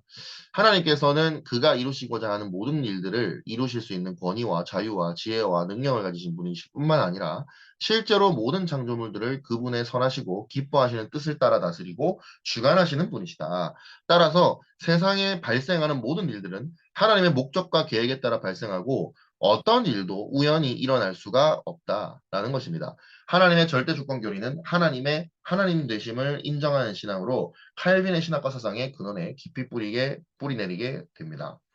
그래서 하나님은 하나님의 작정, 하나님의 섭리, 하나님의 의지 이러한 이제 교리들이 있는데 자 이런 것들은 영원전에 하나님께서 수많은 가능성들 중에서 자신이 원하시는 한 가지 가능성을 실현시키기로 결정하셨다는 거예요. 그러니까 우리가 요렇게 하면 어떻고 요렇게 하면 어떻고 가능성이 되게 많잖아요. 근데 그 케이스들을 하나님 다 알고 계세요.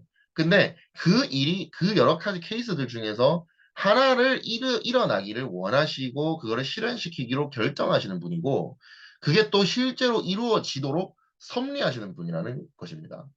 따라서 세상에 발생하는 모든 것은 필연적이에요. 머리카락 하나 떨어지는 것도 다 하나님 허락하셔야 가능한 것입니다.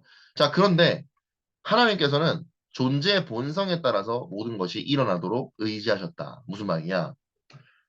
케이스들이 다양하게 있고, 근데 그 중에 하나가 일어나게끔 하셨는데, 그거 하나가 일어나는 것을 어떻게 풀어나가시냐 보면은, 본인이 직접적으로 개입하셔서 하시는 경우도 있지만, 또 많은 경우에는 이 구성하는 요소들 있죠. 이 자연 요소들, 인간을 포함한 이것들의 본성에 따라서 이게 일어나지도록 또 유도하시면서 의지하신다는 거예요. 그러니까 이거는 1차적으로는 하나님께서 다 섭리하고 계시지만 2차적으로는 또 그 자연 만물의 구성 요소들의 또 본성들이 반영되어 있는 것이라고 볼 수 있는 것입니다. 그래서 여기서 자유의지의 개념이 이제 죽지 않고 해석이 될 수 있는 여지가 있는 것입니다. 요거에 대해서는 요 영상을 여러분들이 참고하시기를 바랍니다. 그래서 이제 하나님의 예정 부분도 루터에서 제가 설명을 한번 드렸었는데 요것도 이제 간단하게 언급하고 넘어갈 겁니다. 구원과 관련해서 모든 개인이 어떻게 되기를 바라시는 것을 결정하는 하나님의 영원한 작정을 예정이라고 합니다. 그러니까 예정이라는 것은 구원과 관련된 얘기를 하는 거예요. 이 칼빈 예정론의 세 가지 특성이 있는데 첫 번째, 절대성입니다. 오직 하나님의 측량할 수 없는 뜻에 의존한다는 거예요. 즉, 우리가 한 공로나 성취가 하나님이 이거를 미리 아시고 구원하신다라는 이 예지 예정을 거절하는 거예요. 그러니까 내가 어떤 행동을 할 줄 알고, 내가 말씀에 순종할 줄 알고, 믿음을 고백할 줄 알고 구원을 주신다라고 해버리면 결국 내가 하는 것에 의해서 구원받는다라는 것과 동일한 논리가 돼버리기 때문에 이거는 칼빈의 예정론과 다르게 되는 것입니다. 두 번째는 특수성이에요. 이거는 집단적으로 구원하시는 게 아니라 개별로 구원한다는 것을 말하는 것입니다. 다음 이중성인데요. 이거는 이중 예정이라는 단어 할 때 이중이에요. 그러니까 이제 구원하실 자도 예비하시고 정죄하실 자, 유기하시는 자들도 예비를 한다는 거예요. 근데 이거는 특별한 개념이 아니라 구원자들을 특정한다라는 개념만 그냥 납득이 되면 그러면은 구원자 아닌 그 여집합들도 다 자동으로 이제 구원 못 받게 예정돼 있다는 뜻이기 때문에 같은 얘기가 되는 것입니다. 그래서 이중 예정은 칼빈만 주장한 게 아니라 모든 종교개혁자들이 사실은 다 주장했던 논리입니다. 근데 이것이 이제 마치 사람들의 마음을 어렵게 한다. 이런 이제 의문들이 많잖아요. 그런데 그 어렵게 하려고 이제 칼빈이 이런 걸 주장한 게 아니라 이게 성경에서 명백하게 발견된다고 믿었기 때문에 이 교리를 가르친 것입니다. 이 예정론은 어거스틴, 이제 초대 교회 교부죠. 어거스틴, 그리고 토마스 아퀴나스, 리미니의 그레고리, 토마스 브래드 워딘 등으로 이어지는 중세 어거스틴 전통의 영향을 받은 것이며 특별히 독창적이지가 않아요.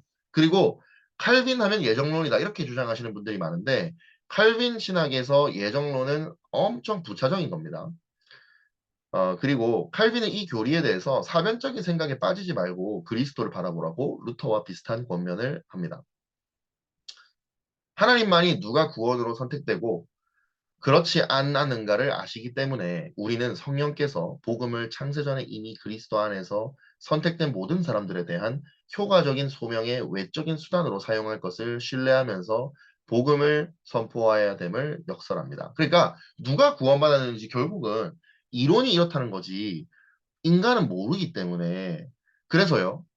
사랑침례교회에서 이제 칼빈 비판하시잖아요. 정동수 목사님께서 이제 장로교인들과 칼빈주의자들은 복음을 전파하지 않는다 이렇게 비판을 하시는데 그 비판은 명백하게 틀렸습니다.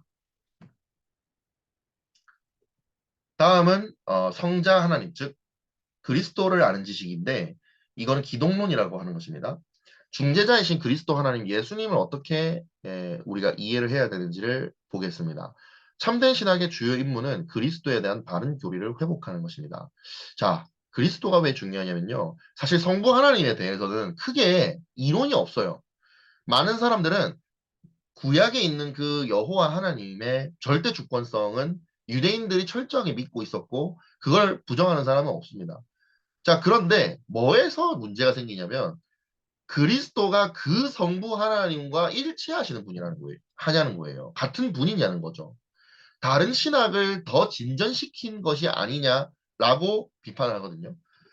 근데 이제 이 부분에 대해서 이렇게 칼빈이 얘기하기를 사탄은 아무리 힘이 들어도 그리스도를 모호하게 하는 일이라면 길을 쓰고 수행하려 할 것이라는 겁니다. 왜냐하면 사탄은 이 방법에 의해서 모든 종류의 거짓을 위한 길이 열린다고 알고 있다는 것이죠. 그러니까 야훼, 여호와 하나님 건드리는 것이 없어요. 그리스도가 근데 그 구약의 하나님과 같은 뜻을 공유하고 있는 그 그리스도가 맞냐 여기서 이제 모든 문제가 나오는 것입니다. 그리스도께서 아버지에 의해서 무슨 목적을 위하여 보냄을 받았는지를 명확히 알아야 합니다. 그것은 바로 미디에이터라는 단어로 정리될 수가 있겠습니다. 중보자, 중재자라는 뜻인데요. 이것을 그리스도의 삼중직, 즉 세 가지 직분이라고 볼 수 있는데요. 이 세 가지 직분이 개혁파 전통에서 뭐 많이 나와요. 여러분들도 설교 말씀 드릴 때 이 얘기 많이 들으실 텐데 이 얘기가 여기서 나오는 것입니다. 이것은 근데 되게 단순해요. 첫 번째, 선지자의 기능을 가지고 계시다. 이것은 뭐냐? 성부의 은혜의 전달자와 증인이 되기 위해서 지상에서 가르치는 사역에 의해서만이 아니라, 그러니까 가르치는 사역도 하시고, 그 다음에 복음의 계속적인 설교를 통해서 성취하셨다는 거예요. 그러니까 예수님은 이 세 가지의 역할을 다 성취하셨는데, 첫 번째, 선지자의 기능 뭐냐? 바로 새 언약에 대해서 말씀하셨잖아요. 그것이 또 하나님의 아버지의 뜻이었다라는 것을 말씀하셨다라는 겁니다. 그 성경에 명확하게 그렇게 되어 있죠. 두 번째는 왕의 기능입니다. 왕으로서 자신과 더불어 그 통치가 도래하게끔 만들었다라는 것입니다. 이 땅에 예수님께서 제자들에게 많은 그 질문을 받잖아요. 이제 예루살렘의 회복이 곧입니까? 제가 한 자리 할 수 있는 것입니까? 했을 때 예수님 명확하게 얘기하시잖아요. 아니다. 나는 그러한 통치가 아니라 진짜 통치를 이루겠다 하면서 바로 이 영적인 통치를 이제 가르치시는 것입니다. 그래서 그리스도가 성취하신 왕의 기능은 뭐였냐면 이 영적 전투 가운데 교회를 보호하시고 궁극적인 승리를 주실 것이라는 것입니다. 그래서 지금 여러분들이 그리스도를 믿으면 세상에 승리하잖아요. 여러분도 오늘 승리하셨는지 모르겠지만 승리할 수 있도록 통치하시고 계십니다. 세 번째는요, 제사장의 기능입니다. 순수하고 흠없는 중보자로서 죄인들을 위하여 완전한 희생을 드림으로써 하나님의 진노를 날리시고 하나님의 공의를 만족시키셨습니다. 무슨 말인지 아시죠? 하나님의 공의. 그러니까 이 심판의 의가 있는 거예요. 이 심판의 의를 피해갈 수 없는 거예요. 하나님의 성격을 바꿀 수가 없다. 하나님은 어쨌든 우리를 심판하셔야 된다. 우린 죄인이기 때문에. 근데 이것을 어떻게 만족시키느냐? 바로 순수하고 흠없는 중보자로서 단번째를 드림으로써 하나님의 공의를 만족시키는 것입니다. 그리고 그것을 하려면 인간이어야 되면서도 동시에 죄가 없어야 됐기 때문에 신성이 또 있었어야 되는 것이죠. 그래서 100% 인간, 100% 하나님 이러한 교리가 만들어지게 되는 것입니다. 이것을 통해 하나님과 신자 사이의 모든 장애물을 제거하고 둘의 관계를 완전하게 화해시키셨다. 그래서 화목제 제물로 어린 양으로서 돌아가셨다. 그리고 또 제가 좋아하는 영상 중에 하나에서는 이렇게 묘사합니다. 손은 잡을 때, 손은 실제로 잡아보면은 손은 잡을 때 염소도 마찬가지고 완전 날뛰어요. 잡을 때. 그리고 소 덩치 크잖아요. 소 잡을 때 도끼로 이렇게 얼굴 때리거든요. 머리를 이렇게 쪼개거든요. 근데 그게 한 번에 안 쪼개져요. 그래서 딱 찍고 나면은 이 소가 자기 죽이려는 줄 알고 이제 엄청 날뛴다는 거예요. 근데 양은요, 죽이려고 탁 쳐도 그냥 가만히 이 죽이는 사람의 눈을 쳐다보면서 죽는다고 합니다. 그 그 어린 양이 그래서 예수님인 거예요. 예수님은 죽으실 때 반항을 하지 않으시잖아요. 그냥 이것이 아버지의 뜻이기 때문에 그냥 그대로 죽는 것입니다. 이것이 바로 제사장의 기능이었습니다. 하나님이 인간 되신 것은 우리로 하여금 하나님과 하나가 되게 하려 하십니다. 그래서 이게 바로 인간론으로 연결되는 지금 빌드업이 계속 쌓여지고 있는 거예요. 우리가 어떻게 살아야 되는지 예수님의 죽음이 설명하고 계시는 것입니다. 자, 이제 또 하나의 중요한 개념입니다. 지금 칼빈 신학에서 너무 중요한 게 많아요. 그래서 제가 다 할 수밖에 없어요. 성령론입니다. 성령론에 대해서 말이 많잖아요. 자, 그런데 성령론이라고 하면 오히려 지금의 유행하는 성령론이 오히려 성령의 역할을 좁혀서 정의하는 거예요. 칼빈의 성령론은 이야말로 모든 사역이 하나님에 의해서 이루어진다는 것을 강조한 정말 무소부재하신 하나님의 특성을 설명하고 있는 올바른 성령론입니다. 성령 하나님의 사역을 보도록 하겠습니다. 칼빈에게 성령은 신자의 모든 신앙 경험을 가능하게 하는 핵심적 주체예요. 우리가 주체가 아니고 성령이 주체가 되는 것입니다. 지금 여기에 우리들이 모여 있는 것 자체도 성령님이 그것을 가능하게 했기 때문에 되는 것입니다. 그리스도의 객관적 구속 사역을 신자에게 주관적으로 적용시킨다. 우리 2주 전인가 3주 전에 루터 설명할 때 제가 얘기했잖아요.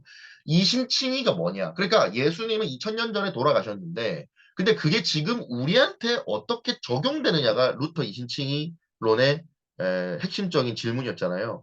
그것이 바로 여기에서도 또 실마리가 풀어지는 것입니다. 그리스도께서 구속사역을 하신 그 객관적 사건은 정말 그냥 2000년 전에 이루어진 것이잖아요. 팩트잖아요. 근데 그게 우리에게 어떻게 적용되냐는 것이에요. 우리가 어떻게 그 믿음이 그게 믿어지고 믿음이 고백되고 그것이 내 삶에 적용될 수가 있냐는 것이죠. 그것을 누가 하느냐? 바로 성령님이 하신다라고 정의를 하는 것입니다. 그래서 구속의 적용자 어플리케이터라고 합니다. 그렇게 해서 그리스도의 삼중적 사역처럼 또 성령님께서도 삼중적 역할이 있으십니다. 먼저 첫 번째, 사실 다 아까 앞에서 했던 거예요. 성부 하나님이 하시는 거, 성자 예수님이 하시는 거 다 여기에 들어갑니다. 첫 번째, 우주의 창조와 질서 유지를 하시는 분입니다. 세상을 생명 있게 하고 질서를 유지하시는 분, 유지자이시고요. 두 번째, 일반 은총의 사역. 비신자들을 포함한 모든 인간이 일정 부분 진리를 깨닫고 선을 행하게 하시는 분이 성령 하나님의 역할입니다. 세 번째, 구원론적 사역. 어두운 마음을 밝혀 하나님을 아는 지식을 가능하게 하는 성령의 조명하심을 하시고요. 그리고 성경이 하나님의 말씀임을 확신이 들게 만드는 그 성경의 권위 확증을 또 성령님이 하시고요. 또 신자들의 마음에 내가 양자가 되었다라는 확신을 들게 하는 것도 성령님의 역할이고 또 그리스도 안에 평안을 심어주는 이 구원의 확신을 주시는 분도 바로 성령님이십니다. 우리가 사실 목사님들한테 이 얘기들 다 들어봤을 거예요. 근데 너무 어렸을 때부터 너무 많이 듣다 보니까 그냥 대충 그냥 뭐 이렇게 모든 게 다 성령님이 하시는 거라고 설명하시는구나. 근데 그게 진짜 그렇다. 예, 진짜로 그게 와닿아야 되는 순간이 오게 되는 것입니다. 그리고 이 말씀과 성령의 불가분성을 강조했어요. 칼빈은 로마 가톨릭이 성령을 교회 제도나 성례에 가두려는 시도를 한 것을 비판했어요. 우리도 이런 오류 많이 하죠. 성령이 교회 안에만 있다고 하는 거예요. 혹은 부흥의 집회 속에만 있다라고 보는 거예요. 혹은 선교지에만 있다고 보는 거예요. 그거 로마 가톨릭의 신학입니다. 그리고 두 번째, 제세례파들이 성령을 말씀과 분리하여 주관적 체험으로만 이해하는 오류, 이 두 가지를 다 강하게 비판을 했습니다. 성령은 말씀이 없이는 일하지 않습니다. 그리고 그 말씀조차도 효력을 발하려면은 성령님이 있어야 효력을 발한다. 왜? 말씀이 그냥 까막눈처럼 그냥 하얀 건 종이고 검은 건 글씨다. 이렇게 되면 그러면은 아무리 성경을 읽어도 우리한테 적용이 되지 않죠. 효력을 발휘하지 않죠. 이것은 성령님이 역할을 하셔야만 말씀이 이해가 된다는 겁니다. 다음은 철저히 성령 중심적인 칼빈의 성화론입니다. 이 칼빈은 성화를 강조했는데요. 성령은 신자를 그리스도의 몸에 접붙이시는 분, 결합의 끈이라고 했습니다. 그러니까 우리가 그리스도의 몸에 붙으려면 바로 성령님의 역할이 있어야 한다는 것이죠. 신자는 성령 안에서 그리스도와 연합합니다. 이 연합을 통해서 신자가 그리스도의 생명, 의, 사랑, 순종, 영광에 참여하게 됩니다. 이어서요. 성령을 통한 구속이 어떻게 적용되는지 구원론을 통해서 살펴보면요. 개혁주의는 칼빈의 성령론을 이어받아 구원의 전 과정이 성령의 내적 역사에 달려있다고 강조합니다. 자, 이거는 칼빈의 성령론이 지금까지 개혁주의 전통에 어떤 영향을 미치고 있는지를 제가 설명을 한 거는데요. 이 구원론의 과정, 이 구원의 전 과정, 즉 이 그리스도가 성취하신 그 객관적인 구속사, 이것은 바로 칭의, 속죄, 구속이죠. 근데 이거를 성령님께서 신자들이 중생하게 하시고 회개하게 하시고 성화하게 하시고 또 그 구원의 확신을 얻게 하시는 거를 어, 성령님이 하신다는 것입니다. 성령은 구원에 있어서 보조자의 역할을 한다는 알미니우스주의나 감리교적 자유의지론과 명확히 구별됩니다. 그러니까 내가 믿는 행동을 해야 구원받는다. 라고 하면은 결국 성령님이 보조자의 역할을 하게 되는 거죠. 그러니까 믿게끔 고백하도록 성령님이 도와주신다는 거잖아요. 근데 칼빈의 성령론과 개혁주의 전통은 그렇게 보지 않아요. 고백하는 것조차도 내가 입을 열고 있지만은 근데 하나님께서 성령님을 통해서 다 주관하신다라고 보는 것입니다. 그래서 인간의 그 공로가 개입할 여지가 없어요. 다음은 예배와 계시 이해의 근간. 예배를 우리가 어떻게 봐야 되는가? 그리고 계시를 어떻게 이해해야 되는가도 이 칼빈의 성령론에서 나오게 되는데요. 아까 앞에서 봤던 것처럼 말씀과 성령의 불가분성 교리를 했었잖아요. 이게 바로 이 예배의 핵심 원리가 됩니다. 왜냐? 말씀이 곧 이 성령을 통해서 풀어져야 되기 때문에 이 설교 강단에 올라서 하는 이 목사들의 설교는 또 주일학교 교사들의 뭐 어떤 가르침들 이 모든 것들이 다 이 이것이 이 선포될 때 성령을 통해서 말씀을 통해서 역사해야 된다는 것입니다. 그래서 이 예배의 중심은 인간의 감정이나 행위가 될 수 없고 말씀 선포가 되어야 되는 것입니다. 성경의 권위를 전적으로 확신하게 하는 것은 우리의 마음속에 말씀과 함께 증거하시는 성령이다. 그래서 여기서 이제 계시, 즉 우리가 말씀이 이해가 되려고 하고 또 설교가 이해가 되려고 하나님의 말씀으로 받아들여지게 되려면 그것이 계시, 즉 revealed가 되어야 된다는 것이죠. 이 밝혀져야 된다는 것입니다. 그래서 성령의 조명하심이 여기서 강조가 되는 것입니다. 다음은 성령 사역이 실제적 열매를 맺은 게 있는데 그것은 바로 성화와 경건입니다. 청교도주의나 개혁주의 같은 회개와 삶의 변화를 강조하는 개혁파 전통은 역사적으로 열매를 맺었습니다. 다음, 성령의 공동체적 사역으로 교회론을 들 수가 있는데 교회는 성령의 말씀 선포와 성례를 통해 신자를 양육하는 장소예요. 그래서 개인의 체험을 강조하는 오순절주의와는 다르게 개혁주의는 공동체적 질서적 성령론을 유지합니다. 이것이 루터의 만인 제사장과 맥을 같이 하게 되면서 무슨 말이냐면 오순절주의 전통에서 하면 이 성령론을 똑같이 강조하고 있긴 하지만 그 성령이 개인적인 체험에서 풀어지기 때문에 사실상 이게 다 개개별로 쪼개져 있어요. 공동체성이 강조될 때는 꼭 목사나 어떤 뭐 교회라는 어떤 그 유형 집단이라던가 어떤 그런 어떤 유형적인 어떤 이거를 아우를 수 있는 개념이 별도로 제3에게 있어야만 그거를 통해서 어떤 인간적인 어떤 것들을 통해서 이 사람들이 하나가 될 수 있어요. 그러니까 각자가 받은 다 뭔가가 있는데 그 성령을 통해서 받는 뭔가가 있는데 이 사람들이 하나로 교회로 움직이려면은 뭔가 간판되는 게 있어야 된다는 거죠. 보통 그거를 목사님이 해요. 이 인사주의 전통에서는. 그런데 이 개혁주의 전통에서는 공동체적 질서적 성령론, 즉 사람들 각각 안에서 성령님이 역사하시는 것들이 공동체 안에서 풀어지면서 그 안에서 성령님이 이것이 교회라는 것을 확증시켜 주신다는 거예요. 별도의 목사님이라던가 어떤 간판이 있어야 되는 게 아니라는 겁니다. 그러니까 세력을 막 이렇게 막 만들어내는 것이 성령을 통해서 이루어지지 인간의 어떤 교단이라던가 교회 간판이라던가 어떤 유명한 목사님 이름이라던가 이런 걸 통해서 이루어지는 것이 아니라는 겁니다. 그러니까 하나하나가 다 교회이고 성령의 계시가 있기 때문에 하나하나가 다 나누는 것들 가운데 그 공동체 안에서 성령님이 하시는 말씀이 그 안에서 밝히 드러난다는 거예요. 별도의 뭔가가 필요하지 않다. 다음은 개혁주의 문화관입니다. 성령의 삼중적 사용 중에서 아까 앞에서 봤던 일반 은총의 부분인데 세속 영역도 하나님의 주권 아래서 성령의 보존 사역이 이루어지는 장이다. 그래서 이제 아브라함 카이퍼가 주장한 영역 주권론이 여기서 나오게 되는 것입니다. 자, 이제 재밌는 것들을 조금씩 설명을 해드리겠습니다.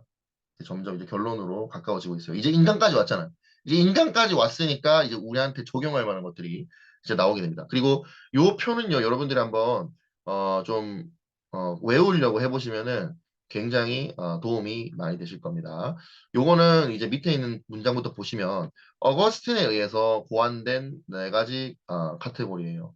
네, 이것이 이제 개혁파 종교개혁가들과 청교도들에 의해서 계승돼서 인간에 대한 이해를 위해서 사용되는데 도식이기 때문에 절대적으로 다 적용된다고 볼 수 없을 수도 있지만 하지만 대부분의 경우 적용이 잘 되고 우리가 이제 인간을 이해할 때 또 구속사를 이해할 때 큰 도움이 됩니다. 자, 먼저 네 가지가 있는데 첫 번째는 타락 전 상태가 있고요. 그 다음에 우리가 선악과를 먹고 타락 후, 즉 타락 상태가 됩니다. 다음에는 그리스도를 믿음으로써 우리가 회심하는 것이 되고요. 요거 이제 중생 구속 상태가 되고요.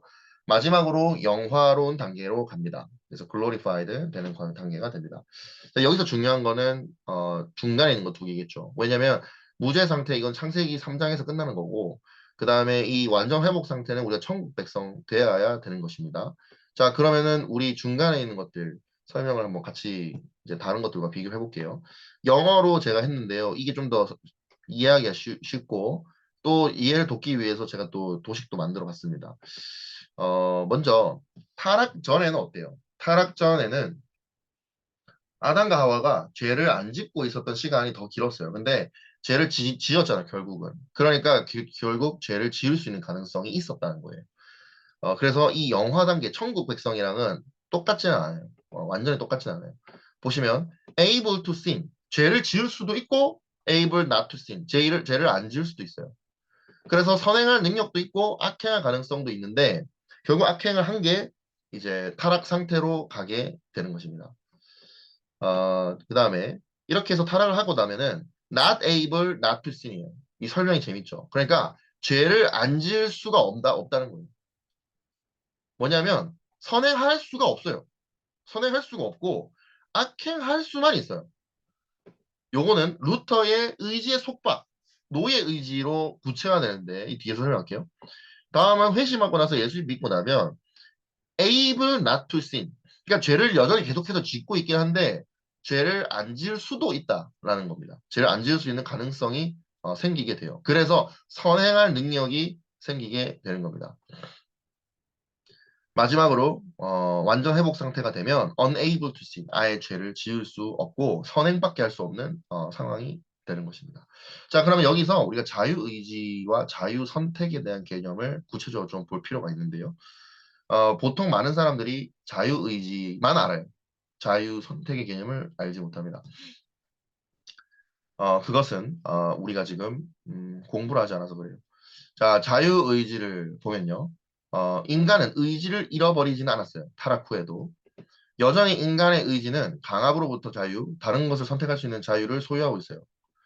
그러나 영적인 선을 행할 자유에는 특별한 중이 필요하다. 자, 그러니까 우리가 전적 타락이라는 교리, 칼빈주의 교리를 이해하려고 딱 했을 때, 딱 처음에 의문이 생기는 게 뭐냐면, 그러면은 세상 사람들이 선행하고 있는 사람들이 있는데, 막 이웃 도와주고, 어떤 착한 일들 하잖아요. 근데 그런 일들을 하는 사람들은 예수 안 믿는 사람들 중에서도 그런 사람들이 있는데 어떻게 이걸 이해해야 되죠? 이제 이렇게 되는 것입니다.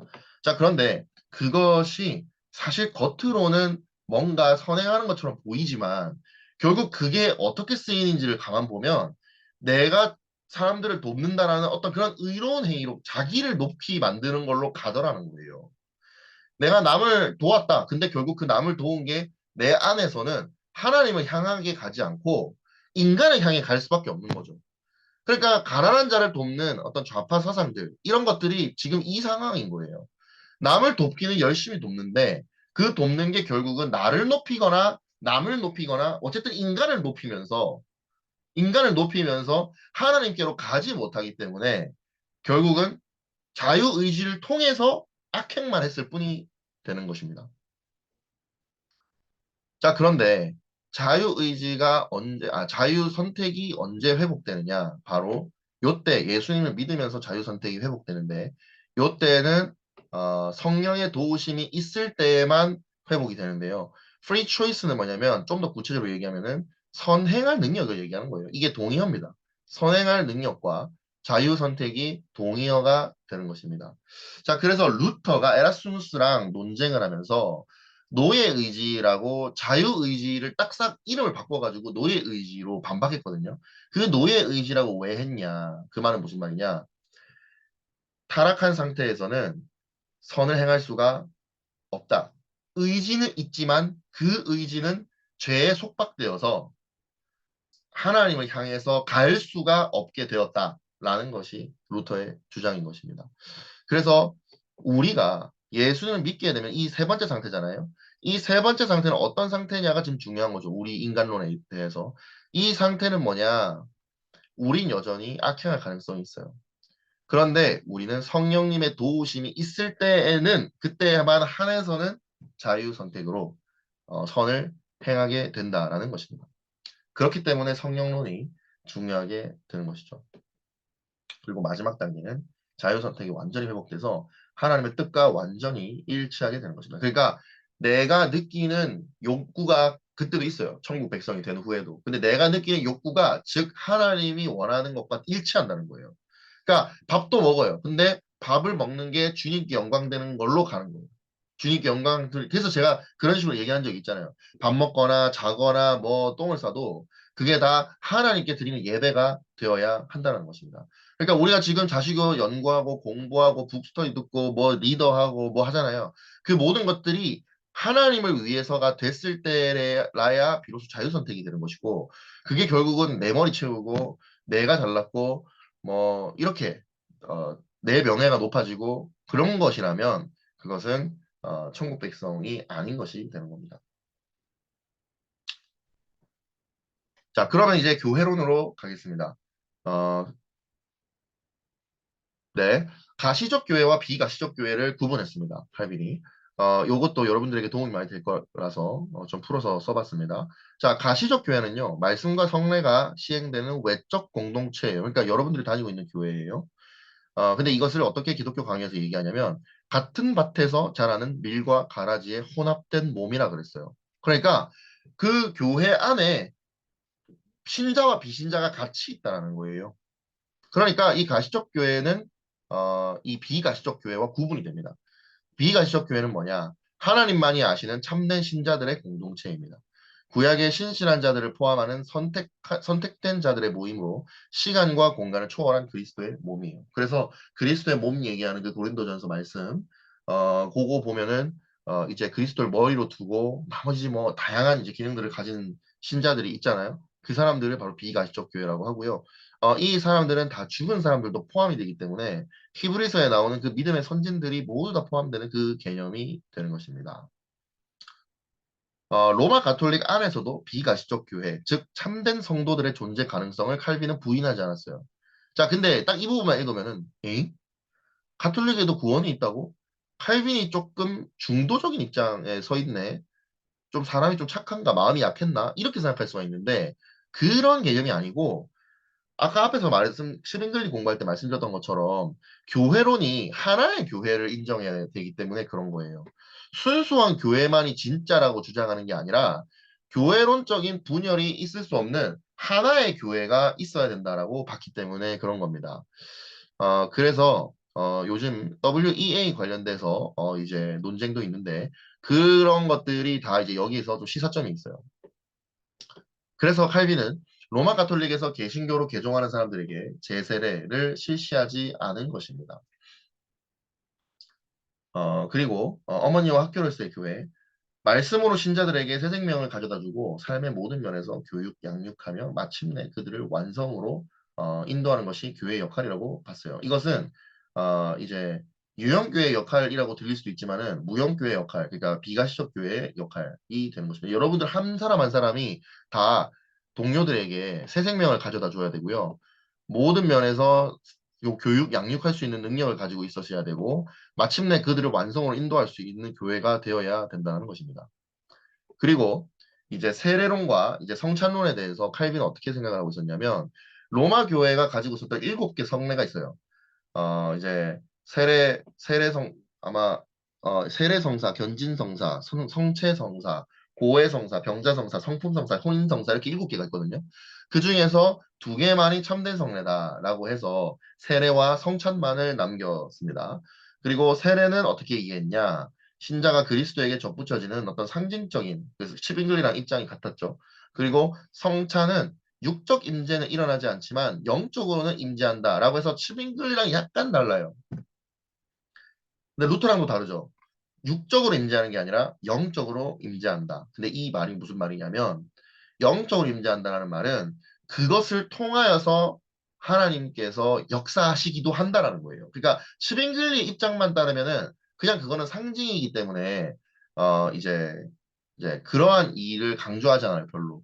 그런데 칼빈의 입장은 그것을 통하여서 성찬을 통하여서 영적으로 실제적으로 이제 은혜를 누리기도 한다는 것이죠, 신자들이. 그래서 칼빈의 교회론에 따르면 가시적 교회를 완전히 순수한 집단으로 보면 안 되고 하나님만이 아시는 비가시적 교회가 모든 참된 신자들을 아우르는 개념이 됩니다. 그래서 우리가 비가시적 교회에 집중해야 됩니다. 내가 먼저 비가시적 교회가 돼야 돼요. 자, 다음 복수 목회, 플루럴 미니스트리. 요 개념 너무 중요합니다. 하나씩 보겠습니다. 이제 종합적 목회라고도 하는데 모든 이제 공동체들이 이제 각각의 역할을 나눔에 있어서 이제 다양한 기능들을 가지고 있을 텐데 크게 성경에 기반한 네 가지 직분을 이제 칼빈이 제시를 한 게 있어요. 그것이 바로 목사와 장로와 교사와 집사입니다. 역할을 보면요, 목사는요 설교하고 성례를 집도하고 이제 그 다음에 성도들을 이제 목양해야 돼요, 권면해야 돼요. 그리고 장로들은 교회 내에 정치를 하셔야 되고 그다음에 치리를 하셔야 됩니다. 이거는 노회와 당회의 구성원들이라는 뜻이에요. 장로가. 그다음에 교사는 교육과 그다음에 그 교리 해석을 하는 역할을 하고 있습니다. 그리고 집사는 행정관이면서도 사회복지사의 역할을 합니다. 이것이 이제 각각의 기관으로 구성이 돼서 목사들은 목사회가 있고 장로들은 컨시스토리라고 해서 노회를 구성하고요. 그다음에 교사는 제네바 아카데미 대학교를 세워서 이제 차세대를 길러내고 집사들은 제네바 병원과 사회복지센터, 그러니까 구휼관 같은 게 있었대요. 그래서 이렇게 사람들을 이제 구휼하는 겁니다. 그 사도행전에 나온 집사들의 역할이라고 보면 되겠습니다. 근데 이제 신학적 의미가 사실 중요하죠.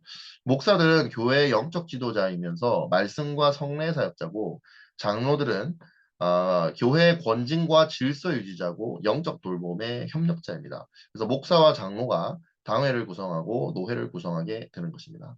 그리고 교사는 교회의 교리적 기초를 세우는 역할이고 진리의 수호자입니다. 그래서 어떤 특정 이슈들이 막 터질 때 이 터지는 것들을 교사들이 이 성경의 가치관에 입각해서 답을 내려줘야 돼요. 그러니까 예를 들면은 지금 어떤 이슈가 막 있다. 무슨 뭐 WEA 뭐 배도 이슈가 있다. 뭐 또 혹은 뭐 국가가 이 교회들을 지금 백신을 뭐 안 맞으면은 예배 못 드리게 만드는 어떤 그런 정치적인 상황이 있다. 그러면 교사들이요. 이 교리의 해석자들로서 이런 것들을 목사와 장로와 집사들에게 가르쳐야 되는 역할을 하고 있습니다. 그리고 집사는 교회의 사랑과 섬김의 손이고 실천적 봉사 담당자가 되는 것입니다. 자, 이것을 통해서 칼빈이 얘기하고자 하는 것은 원래 이 로마 교회가 했던 것처럼 성직자와 평신도 이분법을 가지고 성직자들만이 교회 구성원이다라고 봤거든요. 로마 교회는. 그것을 거부한 거예요. 교회 구성원들이 성도들 전체라고 본 거예요. 그래서 saints라는 단어의 해석이 달라져요. 우리 성 바오로 뭐 이렇게 하잖아요. 그 다음에 뭐 뭡니까? 성 바오로 성당, 성 베드로 성당 이런 거 있잖아요. 거기 보면 세인트 뭐 폴 성당 이렇게 돼서 런던에 가보면 세인트 폴 성당 있잖아요. 근데 그 세인트가 어디에다가만 붙냐면은 성자들에게만 성인들에게만 붙는 거예요. 로마 가톨릭에서는. 근데 우리는 어떻게 하냐? 세인트가 성도예요. 그러니까 우리들이 다 성도예요. 목사도 성도고 장로도 성도고 다 성도예요, 우리가. 그래서 우리 모두가 다 세인츠가 된 거예요. 그게 바로 칼빈의 교회론이에요. 근데 우리가 지금 집사 직분 못 받은 사람을 성도라고 부르잖아요. 그거 완전 잘못된 겁니다. 그리고 모든 직분이 동일하게 그리스도의 몸을 세우는 사역자라고 보고 있고요. 삼위일체의 이해와 같이 이 기능적 역할은 서로서로 다르고 사중 직분이 균형 있게 운영되어야 한다고 가르쳤고 이후 장로교 제도의 기초가 됩니다. 그리고 교회 정치 참여에 대해서 마지막으로 언급하게 될 건데 교회의 정치 참여는요. 바로 이 컨시스토리를 통해서 이루어지게 됩니다. 그러니까 교회 내의 일은 당회에서 치리해요. 그리고 교회 바깥의 일들은 노회를 통해서 이제 시의회와 교섭하면서 이제 이루어지게 됩니다. 그래서 칼빈이 얘기하고 있는 교회가 정치에 참여해야 된다는 말은 당을 만든다거나 막 이렇게 해가지고 정치 참여를 해야 된다는 말이 아니라 노회를 구성해서 이 노회에서 교회의 의견이 이 교사를 통해서 이제 딱 정립된 어떤 교회의 의견이 있을 거잖아요. 그 의견을 통해서 이제 의결을 돼가지고 그 의결된 것을 시의회와 교섭하면서 이것이 이루어지게 만드는 방식으로 가는 것입니다. 이제 목회자의 본질과 사명에 대해서 간략하게 요약을 했는데요. 이건 읽고 넘어가겠습니다. 먼저 소명. 하나님의 부르심에 의해 세워져야 한다. 교회의 외적 부르심과 내적 부르심이 일치해야 한다. 다음 말씀의 사역자여야 한다. 목회자의 주된 임무는 하나님의 말씀을 충실히 전파하는 것이다. 자기 사상이나 전통이 아니라 하나님 말씀의 순수한 진리를 가르쳐야 한다. 세 번째, 성례, 세례와 성찬을 올바르게 시행해서 신자들을 그리스도께 연결해야 된다. 그러니까 그것이 형식이 되게 하면 안 되고 이것의 의미를 늘 계속 강조하면서 우리 이러잖아요. 막 세례할 때 보면은 꼭 그 공예배 같이 끼워가지고 시간 없어가지고 막 빨빨빨빨빨 하잖아요. 그게 아니고 정확하게 따로 이제 그것의 의미를 잘 전달해서 그것이 하나의 형식이 되게 하면 안 된다는 것입니다. 다음은 삶의 본이 되어야 됩니다. 말뿐 아니라 삶으로 복음을 증거해야 합니다. 복음을 설교하는 자가 복음의 능력을 삶으로 증명하지 않으면 그의 설교는 헛된 것이다. 청교도 신학자들이 모두 다 이렇게 생각했고요.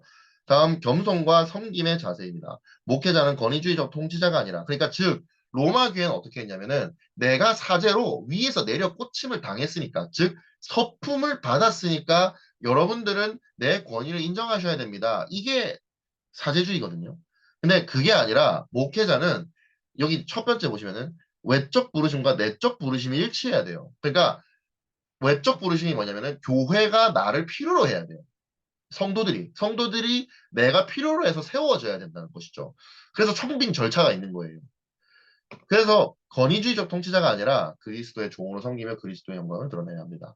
다음 교리의 수호자여야 됩니다. 목회자는 단순히 위로자가 아니라 참된 교리의 파수꾼이 되어야 합니다. 이단과 오류를 분별하고 교리를 진리 위에 세워야 합니다. 일곱 번째, 참된 목자는 저 양들을 위해 자기를 희생하고 박해, 비난, 가난 속에서 흔들리지 않는 헌신이 요구됩니다. 여덟 번째, 목양적 돌봄입니다. 단지 설교만이 아니라 개별 성도의 영적 상태를 살피고 위로하며 권면해야 합니다. 목자는 양의 이름을 알고 그들의 고통을 함께 느껴야 한다. 이 칼빈의 이 기독교 강요에서 목회자의 본질과 사명을 엄청나게 강조한 덕분에 바로 이들의 후계들이었던 청교도들이 이 목회자로서의 역할을 매우 중요하게 생각하면서 특별히 설교와 이 목양 매우 중요하게 강조를 한 것으로 알려져 있습니다. 이제 국가관입니다. 교회와 세상 관계에 대한 이해를 한번 먼저 읽어보겠습니다. 이것은 한번 읽어보고 그 다음에 제가 정리를 한번 했거든요. 교회는 세상으로부터 도피하거나 분리되어서는 안 되고 기독교인들은 세상에 종사해야 함을 역설했습니다. 그리고 그리스도인들의 기도는 보편적이어야 됩니다. 그들의 기도 속에 모든 사람을 포함하고 교회의 몸에 기도를 제한하지 않아야 됩니다. 교회가 기도해야 되는 제목이 어떤 건 정치적이고 뭐 어떤 건 너무 내적이고 뭐 어떤 건 너무 뭐 국가적이고 그런 식으로 나눌 수가 없어요. 모든 것들을 다 기도해야 되고요. 다음 교회와 국가는 각각의 법치권을 가져야 합니다. 이것이 아까 칼빈이 제네바 시위와 다퉜던 것이죠. 시민적이고 현세적인 일에 교회는 국가에 순종해야 하고 영적인 일에 있어서는 공직자가 목회자에게 순종해야 하는 것입니다. 다음 중세는 국가를 교회의 시녀로 제세례파는 국가를 사탄의 종이라고 생각한 반면에 칼빈은 국가가 악을 제거하고 인간다운 생활을 가능하게 하는 역할을 하기 때문에 국가를 하나님의 종이라고 주장했습니다. 다음, 칼빈은 신정 정치를 주장했나?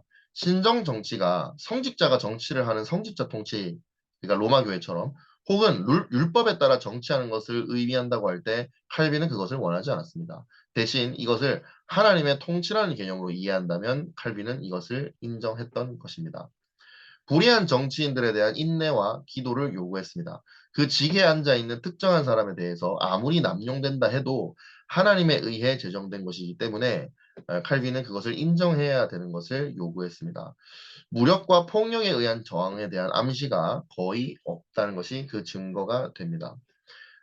이단에 대한 대처입니다. 철저한 검토와 인내한 권면 후에도 완강한 이단자들은 파문에 의해서 회중들로부터 추방될 수도 있고 또 그래야만 한다고 생각했습니다. 자, 그래서 마지막이거든요. 치빙글리와 칼빈의 가장 큰 차이를 설명하고 정리하도록 하겠습니다.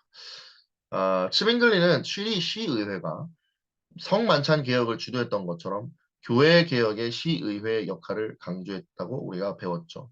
치빙글리에게 국가는 복음의 수호자이자 교회의 질서 유지자였습니다. 교회는 국가 질서 속에서 종교적 기능을 수행하는 기관으로 교회는 시의회의 권위에 복종을 해야 되는 것이었습니다. 그래서 성직자는 시민정부에 의해 임명됐고 이것은 루터파도 동일했어요. 하지만 칼빈의 업적이라고 한다면 바로 이 교회와 정부가 분리되면서 동시에 이원론적이지 않을 수 있는 것을 마련했다는 것이에요. 그것을 우리가 잘 이해하고 지금의 이러한 시기들도 준비를 해야 돼요. 이것이 이해가 안 되었기 때문에 많은 지금 운동가들이 실수를 거듭하고 있습니다. 칼빈의 관심은요, 오로지 교회 독립이었어요. 왜? 왜 그게 가능했느냐? 교회만 잘하면 나머지는 다 된다고 믿었기 때문이에요. 그러니까 이 교회론이 엄청나게 강조되었던 것이죠.